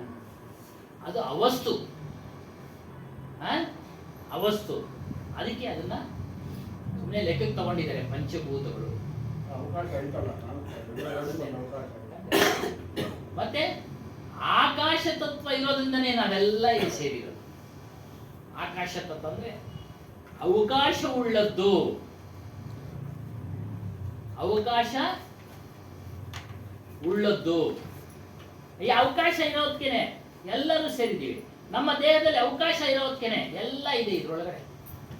ಏನೇನೋ ವಸ್ತುಗಳಿದೆ ಅಲ್ವಾ? ನರನಾಡಿಗಳಿದ್ದಾವೆ, ಶ್ವಾಸಕೋಶ ಇದೆ, ಬೇರೆ ಏನೇನು ಡಾಕ್ಟರ್ಗಳು ಹೇಳ್ತಾರಲ್ಲ, ಎಲ್ಲ ಮೂಳೆಗಳಿದ್ದಾವೆ, ರಕ್ತ ಹರಿತಾ ಇದೆ, ಎಲ್ಲ ಇದಾವೆ, ಎಲ್ಲ ಇದಾವೆ. ಆದರೆ ಜೀವನ ಗುಣ ಏನು ಅಂದ್ರೆ ಜ್ಞಾನ, ಅರಿಯೋದು, ತಿಳಿಯೋದು, ತಿಳಿದಿದ್ದನ್ನ ತಿಳಿಸೋದು. ಅದರ ಧರ್ಮ ಏನು? ಅದು ಜ್ಞಾನವೇ. ಜೀವನ ಗುಣ ಜ್ಞಾನ, ಧರ್ಮವು ಜ್ಞಾನ, ಅದರ ಕ್ರಿಯೆನೂ ಜ್ಞಾನನೇ. ಯಾವ ರೀತಿ ಕ್ರಿಯೆ? ಇವತ್ತು ತಿಳಿದಿದ್ದೀವಿ, ತಿಳಿಸ್ತಾ ಇದ್ದೀವಿ, ನೀವು ಇನ್ನೊಬ್ರಿಗೆ ತಿಳಿಸ್ತೀರ, ಅದೇ ಕ್ರಿಯೆ ನಡೀತಾ ಇದೆ ಸದಾ, ನಿಂತಿಲ್ಲ. ಕಾಯಕಲ್ಪ ಮಾಡ್ತಾರೆ, ಕಲ್ತ್ರು, ಮೇಡಮ್ ನೋಡ್ರಿ ಉದಾಹರಣೆ, ಕಲ್ತ್ರು, ನಮಗ್ ಕಲ್ಸಿದ್ರು, ನೂರಾರು ಜನಕ್ಕೆ, ಸಾವಿರಾರು ಜನಕ್ಕೆ ಕಲ್ಸಿದ್ರು, ಅವರವರಿಂದ ಇದು ಕ್ರಿಯೆ. ಅವರಲ್ಲಿ ಒಂದು ಧರ್ಮ ಇದೆ, ಇದನ್ನೆಲ್ಲ ಕಲಿಸ್ಕೊಡ್ಬೇಕಪ್ಪ. ಯಾಕೆ? ಲೋಕ ಕಲ್ಯಾಣ, ಎಲ್ಲರಿಗೂ ಒಳ್ಳೇದಾಗಲಿ, ಅಲ್ಲಿ ನಮ್ಮ ಎಲ್ಲರಿಗೂ ಒಳ್ಳೇದಾಗಲಿ, ಎಲ್ಲರೂ ಆರೋಗ್ಯವಾಗಿರಲಿ. ಅದೇ ರೀತಿ ಈ ಜ್ಞಾನ, ಆಧ್ಯಾತ್ಮ ಜ್ಞಾನವೂ ಅಷ್ಟೇ, ಎಲ್ಲರಿಗೂ ಬೇಕು, ಎಲ್ಲರಿಗೂ ಒಳ್ಳೇದಾಗಲಿ ಅನ್ನೋ ದೃಷ್ಟಿಯಿಂದ ಆಗ್ಲಿಂದನೂ ಹೇಳ್ಕೊಂಬಂದ್ಬಿಟ್ರು. ಆಗ್ಲಿಂದ ಯಾವುದೇ ಒಂದು ಮಾರ್ಗ ಇರ್ಬೋದು, ಯಾವುದೇ ಒಂದು ಮಾರ್ಗ ಇರ್ಬೋದು, ಒಂದು ಆಚರಣೆ ಇರ್ಬೋದು, ಆಗ್ಲಿಂದ ಇಂಥ ಆಚರಣೆಯಲ್ಲಿ ಇರಪ್ಪ, ನಿನಗೆ ಮುಂದಿನ ದಿನಗಳಲ್ಲಿ ಒಳ್ಳೇದಾಗುತ್ತೆ. ಈ ರೀತಿ ಎಲ್ಲ ಜಡ ಪದಾರ್ಥಗಳ ಒಂದು ಗುಣ ಧರ್ಮ ಕ್ರಿಯೆ, ಜೀವನ ಗುಣ ಧರ್ಮ ಕ್ರಿಯೆ ಹೇಳಿದ್ರು. उसमें ज्ञान के अलावा कोई लक्षण नहीं है. ಜ್ಞಾನದಲ್ಲಿ ಜ್ಞಾನದ ಲಕ್ಷಣ ಇದೆ ಹೊರತು ಬೇರೆ ಏನು ಇಲ್ಲ. ಅದರ ಹೊರತುಪಡಿಸಿ ಜ್ಞಾನದ ಲಕ್ಷಣ, ಸ್ವಭಾವ, ಗುಣ ಅದೇ ಇರೋದು. ಬೇರೆ ಏನು ಜಡದ ವಸ್ತುಗಳ ಒಂದು ಕ್ರಿಯೆಗಳು ಸೇರಿಲ್ಲ. ಅದಕ್ಕೆ ಬೇರೆ, ಅದಕ್ಕೆ ಅದು ಬೇರೆ ಇದು ಬೇರೆ. ಈ ಪಂಚ ಜ್ಞಾನೇಂದ್ರಿಯಗಳದ್ದು ಅಹವಾಲೆ ಹೇಳಿದ್ವಿ, ಒಂದಕ್ಕೊಂದು ಸಂಬಂಧನೇ ಇಲ್ಲ. ನೇತ್ರ ಏನಿದ್ರು ನೋಡೋದು ಮಾತ್ರ, ಕೇಳೋದಿಲ್ಲ. ಕಿವಿ ಕೇಳೋದು ಮಾತ್ರ, ನೋಡೋದಿಲ್ಲ. ಅದೇ ರೀತಿಯಾಗಿ ಜಡತತ್ವಗಳಲ್ಲಿ ಇರತಕ್ಕಂಥ ಗುಣಧರ್ಮಗಳು ಜ್ಞಾನದ ನಮ್ಮ ಸ್ವರೂಪದಲ್ಲಿಲ್ಲ. ನಮ್ಮ ಸ್ವರೂಪದಲ್ಲಿರ್ತಕ್ಕಂಥ ಗುಣ ಧರ್ಮ ಜಡತತ್ವಗಳಲ್ಲಿ ಇಲ್ಲ. ಜಡ ತತ್ವಗಳು ಇಲ್ಲ. ಅದು ಘನವಾದದ್ದು, ಅತಿ ಮೌಲ್ಯವಾದದ್ದು, ಬೆಲೆಯುಳ್ಳದ್ದು. ಆದರೆ ಇದನ್ನ ಯಾರು ತಿಳಿತಾ ಇಲ್ಲ. ಸದ್ಗುರು ಕಹತೆ ಐಸಾ ಶುದ್ಧ ಜ್ಞಾನ ಸ್ವರೂಪ. ಜಡ ಬುದ್ಧಿಯಲ್ಲಿ ಮಿಶ್ರಿತವಾಗಿ ಕರಗೋಗ್ತಾ ಇದೆ. ಮೆಲ್ಟೆಡ್, ಪಿಗಲ್ಕರ್ ಅಂದ್ರೆ ಕರಗೋಗ್ತಾ ಇದೆ. ಅಂದ್ರೆ ನಾವು ತಿಳಿತಾ ಇಲ್ಲ, ಅದ್ರ ಜೊತೆ ಸೇರಿಸ್ಕೊಂಡು ನಾವು ದಿನ ತೊಳ್ತಾ ಇದ್ದೀವಿ. ನಮ್ಮ ಸ್ವರೂಪವನ್ನ ತಿಳಿಯದೆ ಜಡಬುದ್ಧಿಯಲ್ಲಿ ಸೇರಿಸ್ಕೊಂಡು ವಿಷಯ ಭೋಗದ ಕಡೆ ಕರೆದುಕೊಂಡು ಹೋಗಿ ಅದನ್ನ ನಮ್ಮ ಸ್ವರೂಪವನ್ನ ನಮ್ಮ ದಿನಗಳನ್ನ ಕಳೀತಾ ಇದ್ದೀವಿ. ಕರಗೋದು ಅಂದ್ರೆ ದಿನ ಕಳೆಯದೆ ಕಳೀತಾ ಇದ್ದೀವಿ. ಕಳೆದು ನಮ್ಮ ಮಾನವ, ಬನ್ನಿ ಅಮ್ಮ, ಬನ್ನಿ ಒಳಗಡೆ ಬನ್ನಿ. ನಮ್ಮ ಮಾನವ ಜನ್ಮವನ್ನ ನಷ್ಟ ಮಾಡ್ಕೊಳ್ತಾ ಇದ್ದೀವಿ.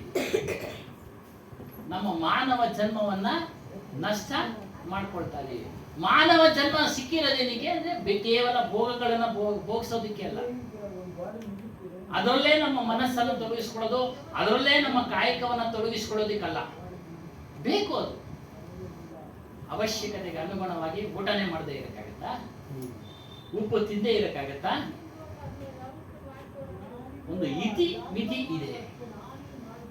ಆ ಇತಿ ಮಿತಿಗೆ ಅನುಗುಣವಾಗಿ ಪಂಚ ವಿಷಯಗಳನ್ನ ತೆಗೆದುಕೊಳ್ಬೇಕು. ನಮ್ಮ ಜೀವನವನ್ನ ನಿರ್ವಹಣೆ ಮಾಡಬೇಕು. ಅದ್ರ ಜೊತೆಯಲ್ಲಿ ಜ್ಞಾನವನ್ನ ತಿಳಿಬೇಕು. ಆತ್ಮಜ್ಞಾನವನ್ನ ತಿಳಿದು ನಾವು ಇದರಿಂದ ಬಿಡುಗಡೆ ಆಗ್ಬೇಕು. ಹುಟ್ಟೋದು ಸಾಯೋದು.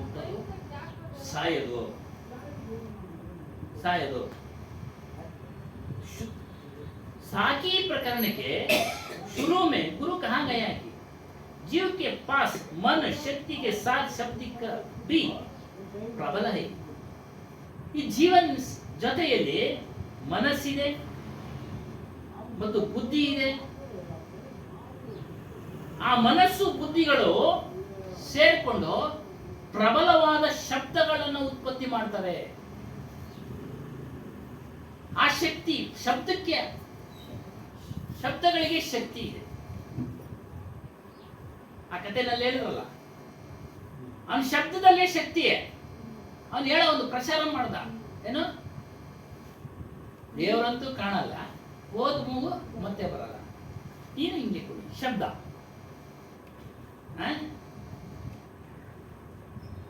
ಈ ಒಂದು ಶಬ್ದಗಳ ಮೂಲಕನೇ ಮನುಷ್ಯ ವಿಷಯ ವಾಸನೆಗಳಿಗೆ ತನ್ನ ಮನಸ್ಸನ್ನ ಎಳ್ಕೊಂಡು ಹೋಗ್ಬಿಟ್ಟಿದ್ದಾನೆ.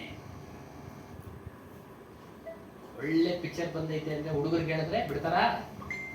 ಶಬ್ದ, ರಾಜ್ಕುಮಾರ್ ಒಳ್ಳೆ ಪಿಕ್ಚರ್ ಕಣ, ಅಲ್ಲ ನಾವು ನೋಡಿದ್ದೀವಿ. ಆ ಸಮಯದಲ್ಲಿ ಒಳ್ಳೆ ಬಿಟ್ವಾ, ರಾತ್ರಿ ಎಲ್ಲ ಅದೇ ಕನ್ವರ್ಸೋದು, ಬೆಳಗ್ಗೆ ಏನಾದ್ರೂ ಮಾಡಿ, ಆ ವಾರದಲ್ಲಿ ಏನಾದ್ರೂ ಮಾಡಿ ಹೋಗ್ಬಿಡ್ಬೇಕು, ಅಲ್ಲೇ ನಮ್ಮ ಶಬ್ದ. ಅದೇ ರೀತಿಯಾಗಿ ಯೌವನ ಅವಸ್ಥೆಗೆ ಬಂದಾಗ ವಿಷಯ ವಾಸನೆಗಳಲ್ಲಿ ಬಿದ್ದೋಗ್ಬಿಟ್ಟ. ಹಲವಾರು ಭ್ರಾಂತಿಗಳಲ್ಲಿ ಬಿದ್ದೋಗ್ಬಿಟ್ಟ. ಈ ರೀತಿ ಪ್ರಪಂಚದಲ್ಲಿ ಶಬ್ದಗಳ ರಾಶಿಗಳೇ ಇದ್ದಾವೆ.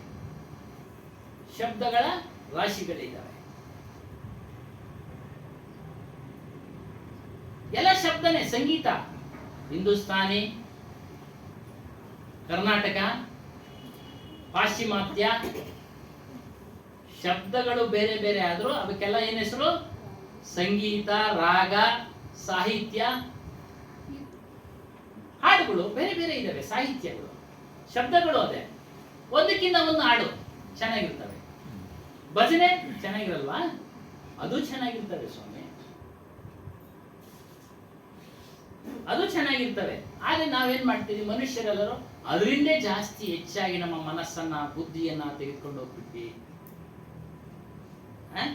ಬುದ್ಧಿಯನ್ನ ಅದ್ ಕಡೆ ತೆಗೆದುಕೊಂಡು ಹೋಗಿ ಮನುಷ್ಯ ಉನ್ನೆ ಸುನ್ ಸುನಕರ್ ಅಪನೆ ಪದಸೆ ಪತಿ ತೋತಾ ರಹತಾ ಹೈ. ಅದನ್ನ ಕೇಳಿ ಕೇಳಿ ನೋಡಿ ನೋಡಿ ಪತಿತ್ ಅಂದ್ರೆ ನಾಶ ಆಗ್ತಾ ಇದ್ದಾನೆ, ನಾಶ ಆಗ್ತಾ ಇದ್ದಾನೆ ಮನುಷ್ಯ. ವಿಷಯವಾಸನೋಂಕ ಅಧ್ಯಾಸೀತೋ ಹೈ ಹಿ, ಅದ್ರಲ್ಲಿ ತೊಡಗಿಸ್ಕೊಂಡ್ಬಿಟ್ಟವನೆ ತನ್ನ ಮನಸ್ಸು.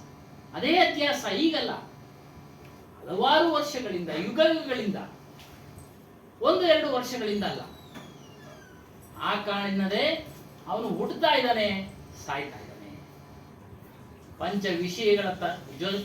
ವಿಷಯಗಳ ಕಡೆಗೆ ತನ್ನ ಜ್ಞಾನೇಂದ್ರಿಯಗಳನ್ನ, ತನ್ನ ಮನಸ್ಸನ್ನ, ತನ್ನ ಬುದ್ಧಿಯನ್ನ ತೆಗೆದುಕೊಂಡು ಹೋದಾಗ ಅವನಿಗೆ ಬಿಡುಗಡೆ ಇಲ್ಲ, ಮುಕ್ತಿ ಇಲ್ಲ, ಮೋಕ್ಷ ಇಲ್ಲ. ಬಿಡುಗಡೆ ಇಲ್ಲ, ಮುಕ್ತಿ ಇಲ್ಲ, ಮೋಕ್ಷ ಇಲ್ಲ.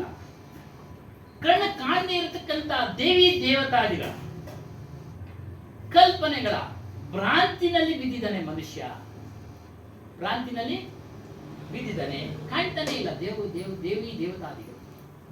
ಕಥೆಗಳಲ್ಲಿ ಹೇಳಿದ್ದಾರೆ, ಅವ್ರಿಗೆ ಸಿಕ್ಕಿದ್ರು, ಇವ್ರಿಗೆ ಸಿಕ್ಕಿದ್ರು, ನಮಗೂ ಸಿಕ್ಕಲ್ಲ. ನಾವು ಮಾಡಿದ್ವಿ, ನಾವು ಸತತವಾಗಿ ಮಾಡಿದ್ವಿ, ನಮ್ಗೆ ಬುದ್ಧಿ ಬರೋರ್ಗು ಪೂಜೆ ಪುನಸ್ಕಾರಗಳು. ಒಂದ್ ದಿವಸನೂ ಕಾಣಿಸ್ತೀವಲ್ಲಪ್ಪ. ಕಾಣಿಸಿದೆ ಇದರ ಪ್ರಯುಕ್ತ ಈ ಜ್ಞಾನದಲ್ಲಿ ನಮ್ಗೆ ತಿಳಿಸ್ಕೊಟ್ರು. ಭ್ರಾಂತಿಗಳು ಬಂದ್ವಿ, ಇದು ಸ್ವತಃ ಅನುಭವಕ್ಕೆ ಬರ್ತಾ ಇದೆ, ನಮ್ಗೆ ಅನುಭವಕ್ಕೆ ಬರ್ತಾ ಇದೆ. ನಮ್ಮ ಅರಿವಿನ ಸ್ವರೂಪ ಅನುಭವಕ್ಕೆ ಬರ್ತಾ ಇದೆ. ಅರಿತಾ ಇದ್ದೀವಿ, ನೋಡ್ತಾ ಇದ್ದೀವಿ, ಕೇಳ್ತಾ ಇದ್ದೀವಿ. ಇಸ್ಮೆ ಮುಖ್ಯ ಕಾರಣ ಯಾಕೆ ಇವರೆಲ್ಲ ಇದನ್ನೇ ಬಿದ್ದಿದ್ದಾರೆ ಅಂದ್ರೆ, ಪ್ರಪಂಚದಲ್ಲಿ ಶಬ್ದಗಳನ್ನ ತುಂಬಾ ಹರಡ್ಬಿಟ್ಟಿದ್ದಾರೆ. ಒಂದು ಪುರಾಣಗಳ ಮೂಲಕ ಇರ್ಬೋದು, ಚರಿತ್ರೆಗಳ ಮೂಲಕ ಇರ್ಬೋದು. ಇದ್ರದ ಒಂದು ಭರ್ಜರಿಯಾಗಿ ನಡೀತಾ ಇರೋದ್ರಿಂದ ಇದ್ರ ಕಡೆ ಗಮನ ಮನುಷ್ಯನಿಗೆ ಕಡಿಮೆ ಪ್ರಮಾಣ. ಇದನ್ನೆಲ್ಲ ಕೇಳಿ ಕೇಳಿ ಭ್ರಮಿತನಾಗಿಬಿಟ್ಟಿದ್ದಾನೆ, ಭ್ರಮೆಗೆ ಒಳಪಟ್ಟಿದ್ದಾನೆ. ಪೂಜೆ ಮಾಡ್ತಾ ಇರ್ತಾನೆ ಮನೆ ದೇವ್ರನ್ನ, ಏನು ಆಗ್ಲಿಲ್ಲ, ಹೇಳ್ತಾರೆ ಅಲ್ಲಿ ಹೋಗಪ್ಪ, ಹೋಗ, ಅಲ್ಲಿ ಒಳ್ಳೇದಾಗತ್ತೆ ನಿಮ್ಗೆ. ಅಲ್ಲ, ಕೈ ಬಿಟ್ಬಿಟ್ಟ, ಮನೆ ದೇವ್ರನ್ನೇ ಕೈ ಬಿಟ್ಬಿಟ್ಟ, ಇನ್ನೊಂದನ್ನು ಇಟ್ಕೊಂತ. ಅಲ್ಲಿ ಸ್ವಲ್ಪ ದಿನ ನೋಡ್ತಾನೆ, ಏನು ಆಗ್ಲಿಲ್ಲ, ಇಲ್ಲೂ ಹೋದೆ, ಇಲ್ಲೂ ಬಂದೆ, ಇಲ್ಲೂ ಪೂಜೆ ಮಾಡಿದೆ, ಏನು ಆಗ್ಲಿಲ್ವಲ್ಲ. ಅವ್ರು ಹೇಳ್ತಾರೆ, ಅಲ್ಲೋಗಯ್ಯ, ನನಗೆ ಚೆನ್ನಾಗಾಯ್ತು ಅಂತ ಸ್ನೇಹಿತ ಅಲ್ಲೂ ಇಟ್ಕೊಂಡ್ಬಿಡ್ತಾರೆ. ನೋಡಿ, ಈ ರೀತಿ ಭ್ರಮೆಗಳಲ್ಲಿ. ಮತ್ತು ದೇವರನ್ನ ಹೊರಗಡೆ ಹುಡುಕ್ತಾ ಇದ್ದಾನೆ, ಇದು ಒಂದೊಂದು ಭ್ರಮೆ. ದೇವರನ್ನ ಹೊರಗಡೆ ಹುಡುಕ್ತಾ ಇದ್ದಾನೆ, ತಾನೇ ದೈವ ಸ್ವರೂಪನಾಗಿದ್ರು ಸಹ ಹೊರಗಡೆ ಹುಡುಕ್ತಾ ಇದ್ದಾನೆ, ಹೊರಗಡೆ ಹುಡುಕ್ತಾ ಇದ್ದಾನೆ. ಈ ರೀತಿ ಭ್ರಮೆನಲ್ಲಿ ಬಿದ್ದಿದ್ದಾನೆ, ಭ್ರಮೆಯ ಶಬ್ದಗಳಲ್ಲಿ ಬಿದ್ದಿದ್ದಾನೆ. ಬಿದ್ದು ಐಸ್ ಕರಗುತ್ತೆ, ಬರ್ಫ್ ಹೋ ಜಾತಾ, ಬರ್ಫ್ ಕಾ ಗೋಲ. ಎಲ್ಲ ಭ್ರಮೆಯ ಶಬ್ದಗಳು ಐಸ್ ಗಡ್ಡೆ ಇದ್ದಂಗೆ, ಅವೇ ಶಾಶ್ವತವಾಗಿರ್ತವೆ. ಐಸ್ ಗಡ್ಡೆ ಕರಗ್ತಾ ಇರುತ್ತೆ. ಅದೇ ರೀತಿ ಇವನು ಭ್ರಮೆಗಳೆಲ್ಲ ಐಸ್ ಗಡ್ಡೆ ಅಂತ ಕರಗ್ತಾ ಇದೆ. ಇವನು ಇಷ್ಟಾರ್ಥಗಳ ಸಿದ್ಧಿ ಆಗ್ತಾ ಇಲ್ಲ. ಇಷ್ಟಾರ್ಥಗಳು ಸಿದ್ಧಿ, ಶಾಶ್ವತವಾದ ಸುಖ ಬೇಕು. ಎಲ್ಲಿ ಸಿಗುತ್ತೆ? ಯಾರು ಕೊಡ್ತಾರೆ ಶಾಶ್ವತವಾದ ಸುಖ? ಕೊಡೋರು ಯಾರು ಇಲ್ಲ. ಇವನು ಮಾಡಿದ್ದ ಕೆಲಸ ಕಾರ್ಯಗಳ ಫಲನೇ ತೆಗೆದುಕೊಳ್ಳೋರು ಯಾರು ಇಲ್ಲ. ಇನ್ ಕೊಡೋರು ಇರ್ತಾರ? ಈ ರೀತಿ ಐಸ್ ಗಡ್ಡೆಯಂತೆ ಭ್ರಮೆಯ ಶಬ್ದಗಳಲ್ಲಿ ಬಿದ್ದಿದ್ದಾನೆ, ಕರಗ್ತಾ ಇದ್ದಾನೆ, ಹುಟ್ಟುತ್ತಾ ಇದ್ದಾನೆ, ಸಾಯ್ತಾ ಇದ್ದಾನೆ. ಏನಕ್ಕೆ ಆಗ್ತಾ ಇಲ್ಲ, ಏನಕ್ಕೆ ನಾನು ಹುಟ್ಟುತ್ತಾ ಇದ್ದೀನಿ, ಇವೆಲ್ಲ ವಿಚಾರಗಳು ಯಾರು ತಿಳಿಸದೇ ಇರೋ ಕಾರಣ ಇದು ಪ್ರಪಂಚದಲ್ಲಿ ನಡೀತಾ ಇದೆ. ಪ್ರಪಂಚದಲ್ಲಿ ನಡೀತಾ ಇದೆ. ಈ ಶಬ್ದಗಳ ವಿಚಾರ ಎಲ್ಲಿಂದ ಬಂತು ಅಂತಂದ್ರೆ, ಕರ್ಮ ವಾಸನೆಗೆ ಅನುಗುಣವಾಗಿ ತಂದೆ ತಾಯಿಗಳಿಂದಲೂ ಬಂತು, ತಂದೆ ತಾಯಿಗಳಿಂದಲೂ ಬಂದಿದೆ. ಅದೇ ಜೀನ್ಸ್ ಅಂತೆ, ಕಣಗಳು. ನೋಡಿ, ನಮ್ಗೆಲ್ಲ ಸಂಸ್ಕಾರ, ತಂದೆ ತಾಯಿಗಳಲ್ಲಿ ಸಂಸ್ಕಾರ ಇರೋದಕ್ಕೆ ಅದೆಲ್ಲ ನಮ್ಮಲ್ಲಿ ಬಂತು, ಅಳವಡಿಸ್ಕೊಂಡು ಸ್ವಲ್ಪ ಸ್ವಲ್ಪ ಅಳವಡಿಸ್ಕೊಂಡು ಅದನ್ನ ಹೆಚ್ಚಿಗೆ ಮಾಡ್ಕೊಳ್ಬೇಕಾಗಿರೋದು ನಮ್ಮ ಕರ್ತವ್ಯ. ಪರ್ಸೆಂಟೇಜ್ ಇದೆ, ಪರ್ಸೆಂಟೇಜ್ ಹೇಳ್ತಾರೆ ಅವ್ರ ತಂದೆ ತಾಯಿ ಸಂಸ್ಕಾರ ಸ್ವಲ್ಪ ಇದೆ ಅಂತ. ಆದರೆ ನಾವು ಅದನ್ನ ಜಾಸ್ತಿ ಮಾಡ್ಕೊಳ್ಬೇಕು, ಅದನ್ನ ಹೆಚ್ಚಾಗಿ ಮಾಡ್ಕೊಳ್ಬೇಕು. ಇದ್ದಷ್ಟೇ ಇದ್ರೆ ಐಸ್ ಕರಗದಂಗೆ ಕರಗೋತಿದೆ, ಐಸ್ ಕರಗದಂಗೆ ಕರಗೋತಿದೆ. ಇದೆಲ್ಲ ಶರೀರ ಆಗಿರೋದು ಸಹ ತಂದೆ ತಾಯಿಗಳಿಂದಲೇ, ತಂದೆ ತಾಯಿಗಳಿಂದಲೇ. ಬೇರೆ ಯಾರು ಇದನ್ನ ಉತ್ಪತ್ತಿ ಮಾಡಿಲ್ಲ, ಉತ್ಪತ್ತಿ ಮಾಡಿಲ್ಲ. ಇದರ ಅಭ್ಯಾಸ ಹೇಳ್ತಾರೆ, अध्यासी जीव जन्म मरण के प्रवाह में पड़ता रहता है. ಮನುಷ್ಯನಲ್ಲಿ ಯಾವ ಯಾವ ಅಧ್ಯಾಸಗಳು ಸಂಸ್ಕಾರಗಳು ಬಂದವೋ ಆ ರೀತಿಯಾಗಿ ಅವನ ಒಂದು ಜನನ ಮರಣ ಹುಟ್ಟು ಸಾವು ಈ ಪ್ರವಾಹ ನಡೀತಾನೇ ಇದೆ, ನಡೀತಾನೇ ಇದೆ. ಬದಲಾವಣೆ ಮಾಡಿಕೊಳ್ಳಬೇಕು, ಮಾಡಿಕೊಳ್ಳಬಹುದು. ಆದರೆ ಮನುಷ್ಯ ಪ್ರಯತ್ನ ಪಡ್ತಾ ಇಲ್ಲ ಬದಲಾವಣೆ ಆಗೋದಕ್ಕೆ. ತನ್ನ ಒಂದು ಮನೆತನದ ಪದ್ಧತಿಯನ್ನು ಬಿಟ್ಕೊಳಕ್ಕೆ ಅವನಿಗೆ ಆಗ್ತಾ ಇಲ್ಲ. ನಮ್ಮ ಮನೆ ಹಿರಿಯರು ಮಾಡಿದ್ದಪ್ಪ ಇದು, ಅವ್ರು ಏನೇನೋ ಹೇಳ್ತಾರೆ, ನಮ್ಗೆ ಅರ್ಥ ಆಗಲ್ಲ. ಅರ್ಥ ಆಗತ್ತೆ, ಅರ್ಥ ಆಗತ್ತೆ. ದೃಢ ನಿಶ್ಚಯದಿಂದ ಸತತವಾಗಿ ಬರ್ತಾ ಇದ್ರೆ ಎಲ್ಲವೂ ಅರ್ಥ ಆಗುತ್ತೆ. ಆ ಪ್ರಯತ್ನವನ್ನ ಮನುಷ್ಯ ಮಾಡದೇ ಇರೋ ಕಾರಣ ಹುಟ್ಟತಾ ಇದ್ದಾನೆ, ಸಾಯ್ತಾ ಇದ್ದಾನೆ, ಹುಟ್ಟತಾ ಇದ್ದಾನೆ, ಸಾಯ್ತಾ ಇದ್ದಾನೆ.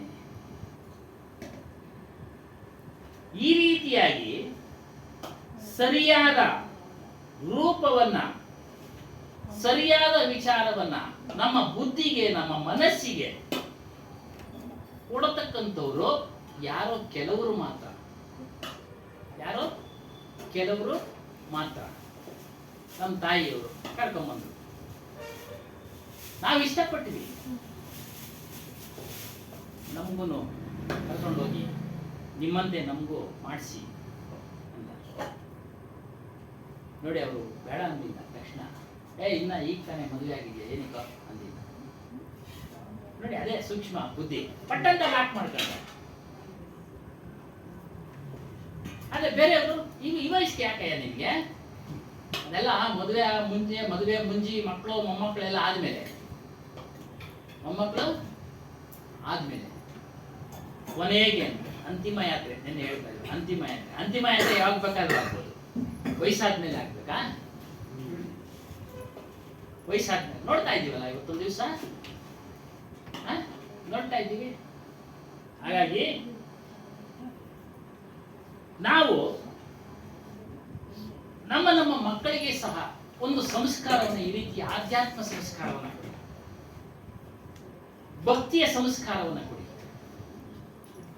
ನಂತರ ಜ್ಞಾನದ ಸಂಸ್ಕಾರವನ್ನು ಕೊಡಿ.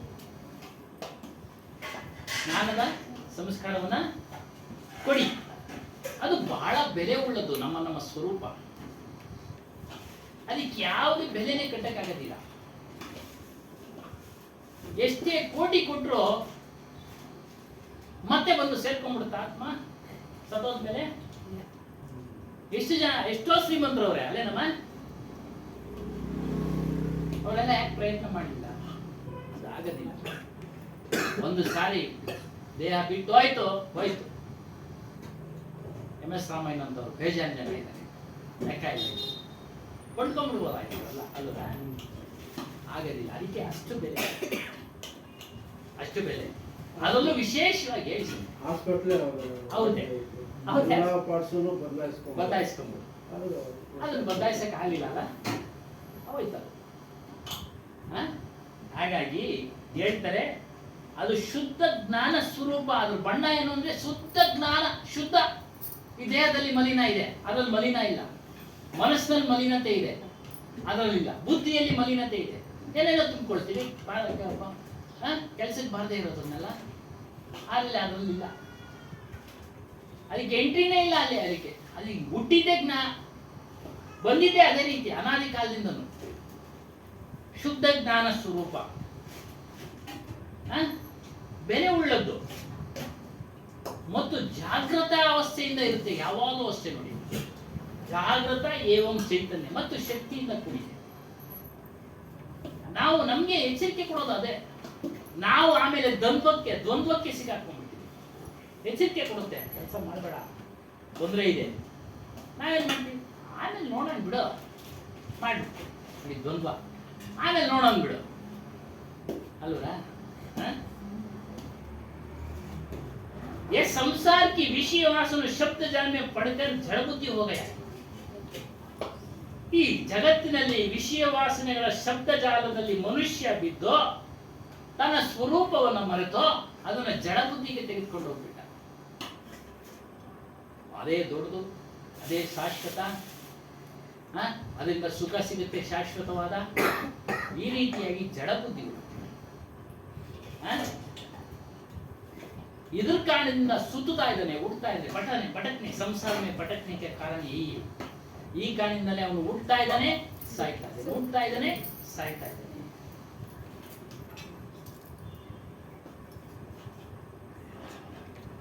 ಈ ಒಂದು ಸಾಕಿನಲ್ಲಿ ಹೇಳ್ತಾ ಇದ್ದಾರೆ ಗುರುಗಳು, ಜೀವನ ಬಣ್ಣ ಏನು? ಜಾಗ್ರತೆಯ ರೂಪ, ಜ್ಞಾನ, ಅರಿವು. ಜಾಗ್ರತೆ ಕೊಡ್ತಾನವನು, ಎಚ್ಚರಿಕೆ ಕೊಡ್ತಾನವನು. ಯಾಮಾರ್ತಾ ಇರೋದು ಯಾರು? ಮನುಷ್ಯ. ನಮ್ಮ ಮನಸ್ಸು, ಬುದ್ಧಿ, ಮನುಷ್ಯನಲ್ಲೇ ಇರೋದು ಮನಸ್ಸು, ಬುದ್ಧಿ.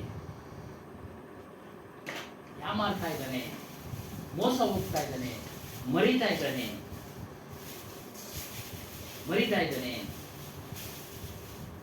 ಅದಕ್ಕೆ ಹೇಳ್ತಾರೆ, ಏ ಮನುಷ್ಯ ಜೀವ, ಏ ಮನುಷ್ಯನೇ, ನೀನು ಪೂರ್ಣ ಜಾಗೃತ ಸ್ವರೂಪನಾಗಿದ್ದೀಯಪ್ಪ. ಪೂರ್ಣ ಜಾಗೃತ, ಸುಷುಪ್ತ ಅವಸ್ಥೆಯಲ್ಲಿ ಚೆನ್ನಾಗಿ ನಿದ್ದೆ ಮಾಡ್ತೀವಿ. ಹೇಳ್ತೀವಿ ಎಚ್ಚರ ಆದ್ಮೇಲೆ ಒಳ್ಳೆ ನಿದ್ದೆ, ಆನಂದವಾದ ನಿದ್ದೆ. ಎಲ್ಲಿ ಮಲಗಿದ್ವಿ, ಎಷ್ಟು ಸಮಯ ಏನು ಗೊತ್ತಿಲ್ಲ. ರಾತ್ರಿ ಮಲಗಿದ್ವಿ, ಬೆಳಿಗ್ಗೆ ಇರ್ತೀವಿ, ಮಧ್ಯದಲ್ಲಿ ಎಚ್ಚರಿಕೆ ನಿದ್ದೆ. ಜಾಗೃತ ಸ್ವರೂಪ, ಜ್ಞಾನ ಸ್ವರೂಪ, ಚೈತನ್ಯ ಶಕ್ತಿ. ನಮ್ಮೆಲ್ಲರ ಸ್ವರೂಪದಲ್ಲಿ ಒಂದು ಕಿಂಚಿತ್ತು, ಒಂದು ಸ್ವಲ್ಪ ಸಣ್ಣ ಕಣದಷ್ಟು ಜಡತ್ವ ಇಲ್ಲಪ್ಪ. ಜಡತ್ವ ಇಲ್ಲ, ಜಡ ಇಲ್ಲ, ಜಡತ್ವ ಇಲ್ಲ, ಜಡದ ಗುರುತಿಲ್ಲ, ಜಡದ ಸ್ವಭಾವದಿಲ್ಲ.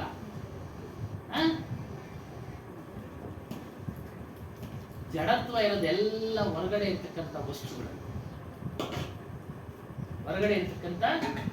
ವಸ್ತುಗಳು. ಭ್ರಮೆಯ ಶಬ್ದಗಳನ್ನ ಕೇಳಿ ಕೇಳಿ ಕೇಳಿ ಮನುಷ್ಯ ಜಡನಾಗ್ಬಿಟ್ಟಿದ್ದಾನೆ, ಜಡತ್ವವನ್ನು ಹೊಂದಿದ್ದಾನೆ. ಈ ಶಬ್ದಗಳ ಜಾಲ ಪ್ರಪಂಚ ತುಂಬಾ ಹರಡ್ಬಿಟ್ಟಿದೆ. ಮತ್ತು ಪರದೆಯಂತೆ ನಮ್ಮ ಬುದ್ಧಿಗೆ, ನಮ್ಮ ಮನಸ್ಸಿಗೆ, ನಮ್ಮ ಅರಿವಿಗೆ ಅಡ್ಡ ಬಂದ್ಬಿಟ್ಟಿದೆ ಶಬ್ದಗಳ ಜಾಲ.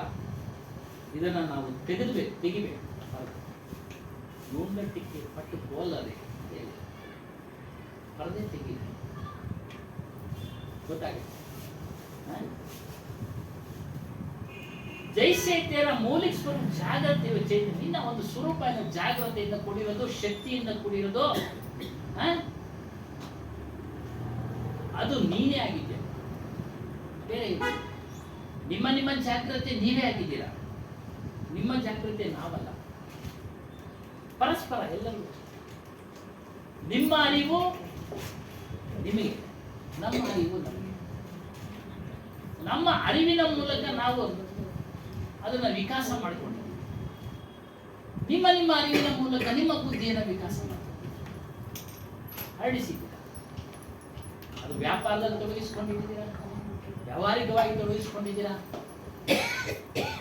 ಎಲ್ಲ ರೀತಿಯಲ್ಲಿ ಶ್ರಮ ಪಡದೆ ಯಾವುದನ್ನ ಕೆಲಸ ಆಗುತ್ತಾ? ಮೊದಲು ಯೋಜನೆ, ಆಮೇಲೆ ಅದಕ್ಕೆ ತಕ್ಕಂಗೆ ಶ್ರಮ. ಪ್ಲಾನ್ ಇಲ್ಲದೆ ಬಿಲ್ಡಿಂಗ್ ಕಟ್ಟಕ್ಕಾಗುತ್ತಾ?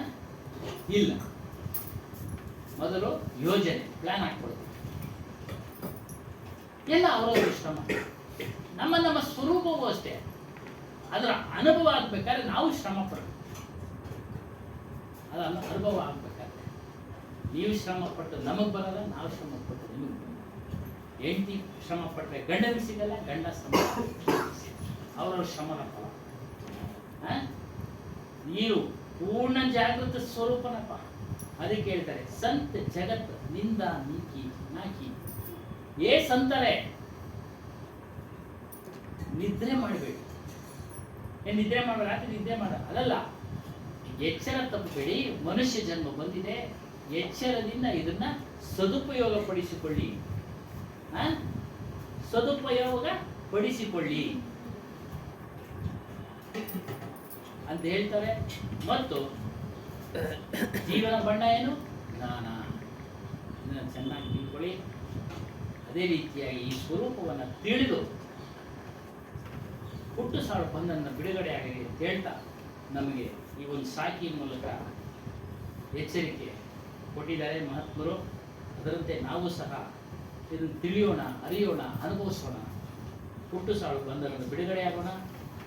ಇಂಥ ಒಂದು ಅವಕಾಶ ನಮಗೂ ನಿಮಗೂ ಎಲ್ಲರಿಗೂ ಕೊಡಲಿ ಅಂತ ಹೇಳ್ತಾ ಈ ಸತ್ಸಂಗ ಕಾರ್ಯಕ್ರಮವನ್ನು ಮುಕ್ತಾಯ ಮಾಡೋಣ. बोलो श्री सत्यनाम आदि कबीर साहेब की जय, सद्गुरु श्री हनुमान दास साहेब की जय, गुरु माता जी की जय, सर्व संत महंत की जय।